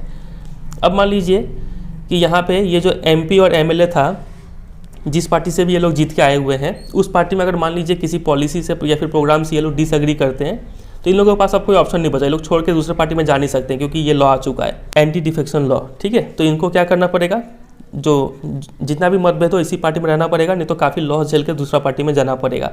तो इससे क्या हो गया है, एक डिसएडवांटेज ये है कि डिसेंट जो है, डिसेंट करना या फिर डिसएग्री करना काफ़ी डिफिकल्ट हो गया इनके लिए। ठीक है, चलिए ये हो गया पहला एफर्ट जो ऑलरेडी इंप्लीमेंट किया जा चुका है। आते हैं दूसरे एफर्ट पे। दूसरा एफर्ट लगाया सुप्रीम कोर्ट ने। सुप्रीम कोर्ट ने एक ऑर्डर पास किया ताकि जो पावर ऑफ मनी और क्रिमिनल्स जो है इनका इन्फ्लुएंस कम हो पाए। ठीक है, कैसे, देखिए, now it is mandatory for every candidate who contest elections to file an affidavit giving details of his property and criminal cases pending against him. अब ये कंपलसरी हो गया है कि कोई भी कैंडिडेट जो इलेक्शन लड़ेगा, इलेक्शन में खड़ा उतरेगा, उसको एक एफिडेविट सबमिट करना होगा। एफिडेविट क्या होता है, एफिडेविट एक साइंड डॉक्यूमेंट होता है। ठीक है, जिसको एक ऑफिसर को सबमिट किया जाता है। इसमें एक पर्सन अपना पर्सनल इन्फॉर्मेशन देता है कि उसके पास प्रॉपर्टी कितना है, कोई केसेस, क्रिमिनल केसेस उसके अगेंस्ट पेंडिंग है कि नहीं, ये सब जानकारी वो इस पेपर में देता है। ठीक है, इसको एफिडेविट बोलते हैं। तो सुप्रीम कोर्ट ने बोला कि हर वो कैंडिडेट जो इलेक्शन लड़ना चाहता है उसको ये एफिडेविट सबमिट करना पड़ेगा।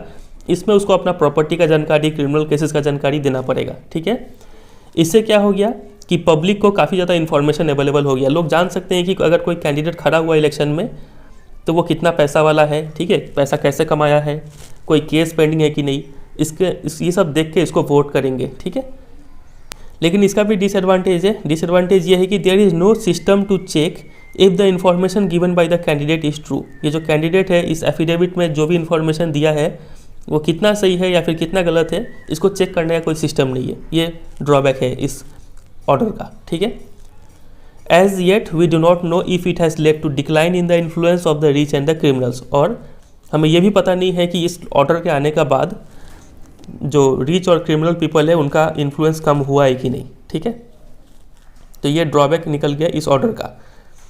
तो ये हो गया दूसरा एफर्ट जो सुप्रीम कोर्ट ने मारा था। पहला एफर्ट में क्या किया गया था, कॉन्स्टिट्यूशन का चेंज किया गया, एंटी डिफेक्शन लॉ लाया गया 1985 में। उसके बाद सुप्रीम कोर्ट ने एक ऑर्डर पास किया जिसमें कैंडिडेट को एफिडेविट देना पड़ेगा अपने प्रॉपर्टी और क्रिमिनल केसेस को लेके। ठीक है, अब आते हैं तीसरे एफर्ट पे जो कि ऑलरेडी इंप्लीमेंट हो चुका है। तीसरा एफर्ट लगाया इलेक्शन कमीशन ने। इलेक्शन कमीशन पता है ना आपको, election commission of India party को रिकॉग्नाइज करता है और इलेक्शन से रिलेटेड जो भी काम है वो यही देखता है। तो election commission pass an order, ये भी एक ऑर्डर निकालता है जिसमें making it necessary for political parties to hold their organisational elections and file their income tax returns. इसने भी एक ऑर्डर दिया जिसमें बोला गया कि जो पॉलिटिकल पार्टीज़ है वो अपना ऑर्गेनाइजेशनल इलेक्शन कराए, पार्टी के अंदर इलेक्शन करवाए, जो भी प्रेसिडेंट है वो जीत के आए, ना कि फैमिली मेम्बर्स या फिर निजी संबंधी को प्रमोट किया जाए, ठीक है। और जो भी मेंबर्स है वो अपना इनकम टैक्स रिटर्न फाइल करे, ये इस ऑर्डर में बोला गया। तो ये भी काफ़ी अच्छा है, लेकिन इसका भी ड्रॉबैक निकल गया। ड्रॉबैक ये है कि पार्टीज़ ये सब करना स्टार्ट तो कर दी, लेकिन सिर्फ फॉर्मेलिटी के लिए, दिखाने के लिए, ठीक है। It is not clear if this step has led to greater internal democracy in political parties. ये क्लियर नहीं है कि ये स्टेप का आने का बाद, ये ऑर्डर पास होने का बाद पार्टीज़ के अंदर कोई इंटरनल डेमोक्रेसी में सुधार हुआ है कि नहीं, ठीक है। तो ये हो गया 3 एफर्ट जो कि ऑलरेडी इम्प्लीमेंट किए जा चुके हैं, समझे। 3 एफर्ट क्या है, दोहराइए एक बार। पहला है एंटी डिफेक्शन लॉ, दूसरा क्या था, सुप्रीम कोर्ट ने एक ऑर्डर पास किया एफिडेविट के रिगार्डिंग, और तीसरा था इलेक्शन कमीशन ने एक ऑर्डर पास किया जिसमें ऑर्गेनाइजेशनल मीटिंग्स और इनकम टैक्स रिटर्न्स फाइल करना पड़ेगा, ठीक है। सबका एडवांटेज और डिसएडवांटेज भी हमने देख लिया। इसका डिसएडवांटेज क्या था डिफेक्शन वाले का, कि यहाँ पे डिसेंट और भी ज़्यादा डिफ़िकल्ट हो गया है कि नहीं। दूसरे वाले में क्या डिसएडवांटेज निकला, कौन सा था, एफिडेविट वाला। तो इसका डिसएडवांटेज ये था कि इन्फॉर्मेशन ट्रू है या फिर नहीं वो पता नहीं चल पा रहा था, ठीक है। और तीसरा क्या है, ऑर्गेनाइजेशनल मीटिंग्स और इनकम टैक्स रिटर्न्स के रिगार्डिंग। इसका डिसएडवांटेज क्या था, यही है कि सब पार्टी जो है एज अ फॉर्मेलिटी इसको ले रहे हैं, सीरियसली कोई इसको फॉलो नहीं कर रहा है, ठीक है। चलिए, तो ये सारा बात आप ध्यान रखेंगे। आगे आप मूव करेंगे सजेशंस पे, क्या क्या सजेशन दिए जा सकते हैं पॉलिटिकल पार्टी को रिफॉर्म करने के लिए। देखिए, besides this there are many suggestions are often made to reform political parties. सबसे पहला सजेशन है कि a law should be made to regulate the internal affair of political parties, ठीक है। एक लॉ बनना चाहिए ताकि जो पॉलिटिकल पार्टीज़ का अंदर का मैटर है उसको रेगुलेशन हो पाए, ठीक है। It should be made compulsory for political parties to maintain a register of members, to follow its own constitution, to have an independent authority to act as a जज in case of party disputes, to hold open election to the highest post. तो देखिए क्या क्या चीज़ करना चाहिए। Political party जो है एक रजिस्टर मेंटेन करे अपने मेंबर्स का, अपना एक कॉन्स्टिट्यूशन को फॉलो करे, ठीक है। ऐसा नहीं कि जो टॉप लीडर है उनका मनमानी चलता रहे। एक इंडिपेंडेंट अथॉरिटी होना चाहिए पॉलिटिकल पार्टी के अंदर। ये इंडिपेंडेंट अथॉरिटी क्या करेगा, अगर कोई पार्टी में डिस्प्यूट हो रहा है तो उसको एज अ जज बन के उस डिस्प्यूट को सॉल्व करेगा, ठीक है। फिर इलेक्शन कंडक्ट करवाएगा यही इंडिपेंडेंट अथॉरिटी। तो ये सब चीज़ होना चाहिए, तो इसके रिगार्डिंग लॉ बनना चाहिए। ये हो गया पहला सजेशन, ठीक है। चलिए दूसरे सजेशन में मूव करते हैं। दूसरा सजेशन है कि it should be made mandatory for political parties to give a minimum number of tickets about 1/3 to women candidates. ये कंपलसरी कर देना चाहिए जो पॉलिटिकल पार्टीज़ है वो कुछ number of tickets, for example 1/3 1/3 मतलब 33% जो सीट है वो किसको दे, वुमेन कैंडिडेट को दे, ठीक है। मतलब वो इलेक्शन में वुमेन कैंडिडेट को भी उतारे। सिमिलरली जो पार्टी के अंदर जो डिसीजन मेकिंग बॉडीज़ है उसमें भी वुमेन के लिए कुछ कोटा मतलब कुछ सीट फिक्स कर किए जाने चाहिए। ये हो गया दूसरा सजेशन कि वुमेन को भी जगह दे अपने पार्टीज़ में। तीसरा सजेशन है कि there should be state funding of elections, मतलब इलेक्शन जो है उसका जो फंडिंग है वो गवर्नमेंट करे, ठीक है।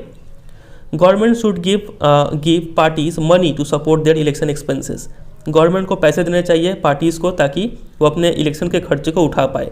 इससे फ़ायदा क्या होगा कि पार्टी को जो पावरफुल कंपनीज़ है, जो रिच पीपल है, उनके आगे हाथ नहीं फैलाना पड़ेगा, उनके प्रेशर में नहीं आना पड़ेगा, ठीक है, क्योंकि उनका इलेक्शन का खर्चा गवर्नमेंट ही उठा देगी। गवर्नमेंट कैसे दे सकती है खर्चा, आइदर कैश में दे सकती है या फिर काइंड में दे सकती है, कोई सामान के रूप में। For example petrol, paper, telephone bill, ये सब चीज़ गवर्नमेंट दे सकती है, या फिर कैश में दे सकती है। डिपेंड करेगा कि कौन सा पार्टी कितना वोट सिक्योर कर रहा है, उसके बेसिस पे कितना अमाउंट ऑफ कैश दिया जाएगा वो तय होगा, ठीक है। ये हो गया तीसरा मेजर की स्टेट फंडिंग होना चाहिए इलेक्शन का। तो ये हो गया 3 सजेशन, और भी है आगे देखिए। अब यहाँ पे एक बात बोला गया है, सजेशन देते वक्त आपको एक बात का सावधानी रखना पड़ेगा कि आप ओवर रेगुलेशन ना कर दें पॉलिटिकल पार्टी का, क्योंकि जब आप पॉलिटिकल पार्टीज़ के ऊपर ज़्यादा ही रेगुलेट करना स्टार्ट कर देंगे तो ये काउंटर प्रोडक्टिव भी हो सकता है, मतलब उल्टा काम कर देगा ये। इससे क्या होगा कि जितने भी पॉलिटिकल पार्टीज़ है वो कुछ ना कुछ तरीके ढूंढ लेंगे लॉ को चीट करने के लिए। और इसके अलावा पॉलिटिकल पार्टी ये लॉ पास ही नहीं होने देंगे, क्योंकि यही लोग तो है जो अपने ऊपर लॉ बना रहे हैं, ठीक है। मतलब इन्हीं के तो लोग हैं जो इस लॉ को पास करेंगे। तो अगर ये लॉ पॉलिटिकल पार्टी को पसंद नहीं आएगा तो ये उस लॉ को पास करेंगे ही नहीं, ठीक है। तो ये बात यहाँ पे बोला गया है। चलिए आते हैं वापस सजेशन पे। 3 सजेशन अभी तक हमने देखा, आता है चौथा suggestion. People can put pressure on political parties. Political party को अगर रिफॉर्म करना है तो लोगों को प्रेशर बनाना पड़ेगा। प्रेशर कैसे बना सकते हैं? This can be done through petition दे के, पब्लिसिटी, एजिटेशन, ये सब करके पॉलिटिकल पार्टी के ऊपर प्रेशर बना सकते हैं। ऑर्डिनरी सिटीजन्स हो गए, प्रेशर ग्रुप्स हो गए, मूवमेंट, मीडिया, ये सब इंपॉर्टेंट रोल प्ले कर सकते हैं इसमें। अगर पॉलिटिकल पार्टी को लगेगा, उनको ऐसा महसूस होगा कि ये लोग पब्लिक सपोर्ट को खो देंगे, क्योंकि सारा खेल पब्लिक का है, सारा खेल वोट का है। अगर पब्लिक ही डिमांड कर रही है ऐसा, तो पॉलिटिकल पार्टी को ना चाहते हुए भी अपने अंदर सीरियस रिफॉर्म्स लाना पड़ेगा, ठीक है। 5th सजेशन ये है कि पॉलिटिकल पार्टीज तभी इम्प्रूव हो पाएगा अगर जो लोग चाहते हैं कि पॉलिटिकल पार्टी इम्प्रूव हो वो लोग खुद पॉलिटिकल पार्टी को ज्वाइन कर ले, ठीक है। अच्छे लोग पॉलिटिकल पार्टी को ज्वाइन करें। The quality of democracy depends on the degree of public participation. और ये एक इंपॉर्टेंट फेमस लाइन भी है कि डेमोक्रेसी का क्वालिटी कैसा है, ये इसी चीज़ से तय होता है कि वहाँ पे पब्लिक कैसे पार्टिसिपेट कर रही है। तो पब्लिक को खुद निकल के इस पॉलिटिकल पार्टी में ज्वाइन होना पड़ेगा, ठीक है। सिर्फ बाहर बैठ के क्रिटिसाइज़ करने से काम नहीं बनने वाला, ठीक है। इससे रिफॉर्म लाना काफ़ी डिफ़िकल्ट हो जाएगा। The problem of bad difficulties can be solve by more and better politics, ठीक है। बैड पॉलिटिक्स को सॉल्व करने का एक ही तरीका है कि आप अच्छा पॉलिटिक्स खेलें। चलिए, तो ये हो गया 5 सजेशन जो कि इम्प्लीमेंट किए जा सकते हैं पॉलिटिकल पार्टी को रिफॉर्म करने के लिए। अब देखते हैं यहाँ से क्वेश्चन कैसा बनेगा। सबसे पहले क्वेश्चन तो एफर्ट के ऊपर देखने को मिलेगा आपको। आपसे पूछेंगे कि examine any 2 institutional amendments made by different institution to reform political parties and their leader. तो कोई 2 इंस्टीट्यूशनल अमेंडमेंट के बारे में बताना है। तो एक आप ये कॉन्स्टिट्यूशन वाला लिख सकते हैं और एक आप सुप्रीम कोर्ट वाला लिख सकते हैं या फिर इलेक्शन कमीशन वाला लिख सकते हैं, ठीक है। जो इन तीनों में से कोई भी 2 लिख देना है। अगला क्वेश्चन आपसे पूछेंगे कि serious efforts were made by the legal organisations to reform political parties in India, support the statement. क्या क्या एफर्ट, क्वेश्चन में एफर्ट वर्ड दिखते ही आपको ये 3 पॉइंट वाला याद होना चाहिए, ठीक है। एक कॉन्स्टिट्यूशन, एक सुप्रीम कोर्ट, एक इलेक्शन कमीशन वाला। फिर आगे आपसे क्वेश्चन पूछ सकते हैं सजेशन के ऊपर कि suggest any 5 political reforms to strengthen democracy. तो 5 पॉलिटिकल रिफॉर्म्स यही रहे, जो रेड से अंडरलाइन किया हुआ है वो मेन पॉइंट है और उसके नीचे वाला आप पढ़ के खुद से बना कर लिख देंगे, ठीक है। चलिए, तो इतना हो गया क्वेश्चंस। यहाँ पे भी कुछ क्वेश्चंस दिया गया है। सबसे पहला क्वेश्चन है state the various functions political party. Political party का फंक्शन बताना है, तो आराम से लिख देंगे। कितने फंक्शन हमने देखे थे? 7। फिर दूसरा क्वेश्चन है कि what are the various challenges faced by political party, ये हमने डिस्कस कर लिया already. Suggest some reforms to strengthen party so that they can perform their functions well. तो रिफॉर्म्स के बारे में भी हमने बात कर लिया। एफर्ट्स और सजेशन दोनों लिख देना है। व्हाट इज़ पॉलिटिकल पार्टी, सबको पता है। कैरेक्टरिस्टिक्स, ये भी हमने डिस्कस कर लिया। 6 नंबर देखिए, a group of people who come together to contest elections and hold power in the government is called a, बताइए क्या होगा? पॉलिटिकल पार्टी, ठीक है। 7 मैच द फॉलोइंग दिया गया है। लिस्ट 1 में है ऑर्गेनाइजेशन एंड स्ट्रगल्स और लिस्ट 2, ठीक है, ये है। मैच करना है तो कांग्रेस पार्टी, बताइए क्या होगा? तो अगर आप इसका सी बोले तो राइट है। भारतीय जनता पार्टी किसका, कौन सा अलायंस में है ये? NDA, National democratic alliance. फिर Communist Party of India, Marxist, तो ये है लेफ्ट फ्रंट में आते हैं लोग। तेलुगु देशम पार्टी, ये एक स्टेट पार्टी है, ठीक है। तो कौन सा हो जाएगा? 1 का सी और फिर है 2 का ए। 1 का सी, 2 का ए, इसमें भी है, इसमें भी है। फिर 3 का डी, 3 का डी, ये ऑप्शन नंबर सी हो जाएगा यहाँ पे राइट आंसर, ठीक है। और ये जो पेज में है, और ये जो पेज में मैप दिया गया है पेज नंबर 82 में, इसमें बताया गया है कि स्टेट में कौन सा स्टेट में कौन सा रीजनल पार्टी है, कौन सा स्टेट पार्टी है। तो इसको भी आप रेगुलर देखते रहिएगा। वेस्ट बंगाल का याद कर लीजिएगा, कोई भी 2 रीजनल पार्टी। उत्तर प्रदेश का याद कर लीजिएगा, बिहार का, दिल्ली का, जम्मू कश्मीर का, फिर पंजाब का याद कर लीजिएगा, असम का याद कर लीजिएगा, ठीक है। नॉर्थ इंडिया से ये सब हो जाएगा और साउथ इंडिया से आंध्र प्रदेश का याद कर लीजिएगा, तेलंगाना का याद कर लीजिएगा। इतना कम से कम आप याद कर लीजिएगा, ठीक है। फिर क्वेश्चन नंबर 8 देखिए, who among the following is the founder of Bahujan Samaj Party. इसका फाउंडर कौन था बताइए? तो इसका आंसर हो जाएगा कांशीराम, ठीक है। इसका सिंबल क्या है, एलिफेंट, और ये कब फॉर्म किया गया था, 1984। इतना बात आपको पता होना चाहिए, ठीक है। बहुजन में कौन लोग आते हैं, जो दलित हो गए, आदिवासी, ओबीसी, ये सब आते हैं।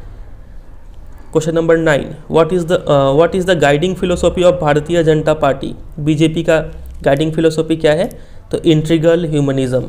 किसने ये कॉन्सेप्ट दिया था, तो दीनदयाल उपाध्याय जी ने दिया था, ठीक है। इंटीग्रल ह्यूमनिज्म के साथ साथ अंत्योदया, ये भी इनका गाइडिंग फिलोसॉफी है। Question number 10, which consider the following statements on parties. यहाँ पे 3 स्टेटमेंट दिया गया है। Political party do not enjoy much trust among people, सही बात है।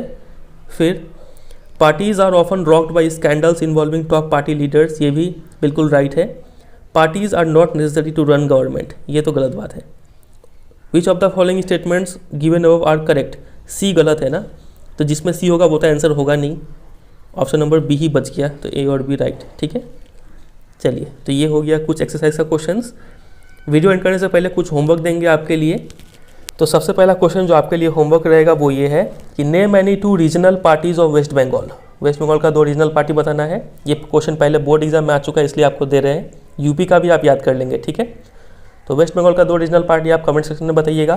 Question number 2, name any 1 regional party of Uttar Pradesh, ठीक है। रीजनल पार्टी उत्तर प्रदेश का बताना है कमेंट सेक्शन में। क्वेश्चन नंबर 2 हो गया ये। और क्वेश्चन नंबर 3 रहेगा आपके लिए ये कि which organisation recognise political parties in India. Political parties को रिकॉग्नाइज कौन करता है, तो इसका आंसर भी आपको देना है कमेंट सेक्शन में। ये 3 क्वेश्चन आपके लिए होमवर्क रहेगा। चलिए एंड करते हैं इस वीडियो को। उम्मीद करते हैं आपको पूरा चैप्टर समझ में आ गया होगा। इस चैप्टर में एक ही डिफिकल्ट पार्ट रहा, वो जो 7 नेशनल पार्टी हमने पढ़ा वो थोड़ा डिफिकल्ट रहा, लेकिन फिर भी जितना हम अंडरलाइन किए हैं उतना आप याद कर लीजिएगा। और उसमें कुछ कुछ डिफिकल्ट कॉन्सेप्ट भी है, फिलहाल के लिए आप इसको याद कर लीजिए। फॉर एग्जाम्पल मार्क्सिज्म लेनिनिज्म, इसके ऊपर खुद ही एक चैप्टर बनता है, तो एक लाइन में इसको समेटना काफ़ी मुश्किल था, इसलिए हम इसको ऊपर से थोड़ा पढ़ा दिए, ठीक है। तो चलिए, बाकी तो चैप्टर पूरा इजी है, आप कर लेंगे हैंडल, ठीक है। जितना क्वेश्चन बोले हैं उतना प्रिपेयर कर लीजिएगा, काफ़ी होगा एग्जाम के लिए। चलिए एंड करते हैं। इन तीनों क्वेश्चन का आंसर जो होमवर्क दिए थे उसका कमेंट में जवाब दीजिएगा। वीडियो कैसा लगा वो भी बताइएगा कमेंट करके, और वीडियो अच्छा लगा तो ज़रूर एक लाइक कीजिएगा, फ्रेंड के साथ शेयर कीजिएगा, और अगर आप चैनल पर नए हैं तो इसको ज़रूर सब्सक्राइब कर लीजिएगा। एंड करते हैं, मिलते हैं बहुत जल्द किसी और वीडियो में। तब तक के लिए bye bye and take care.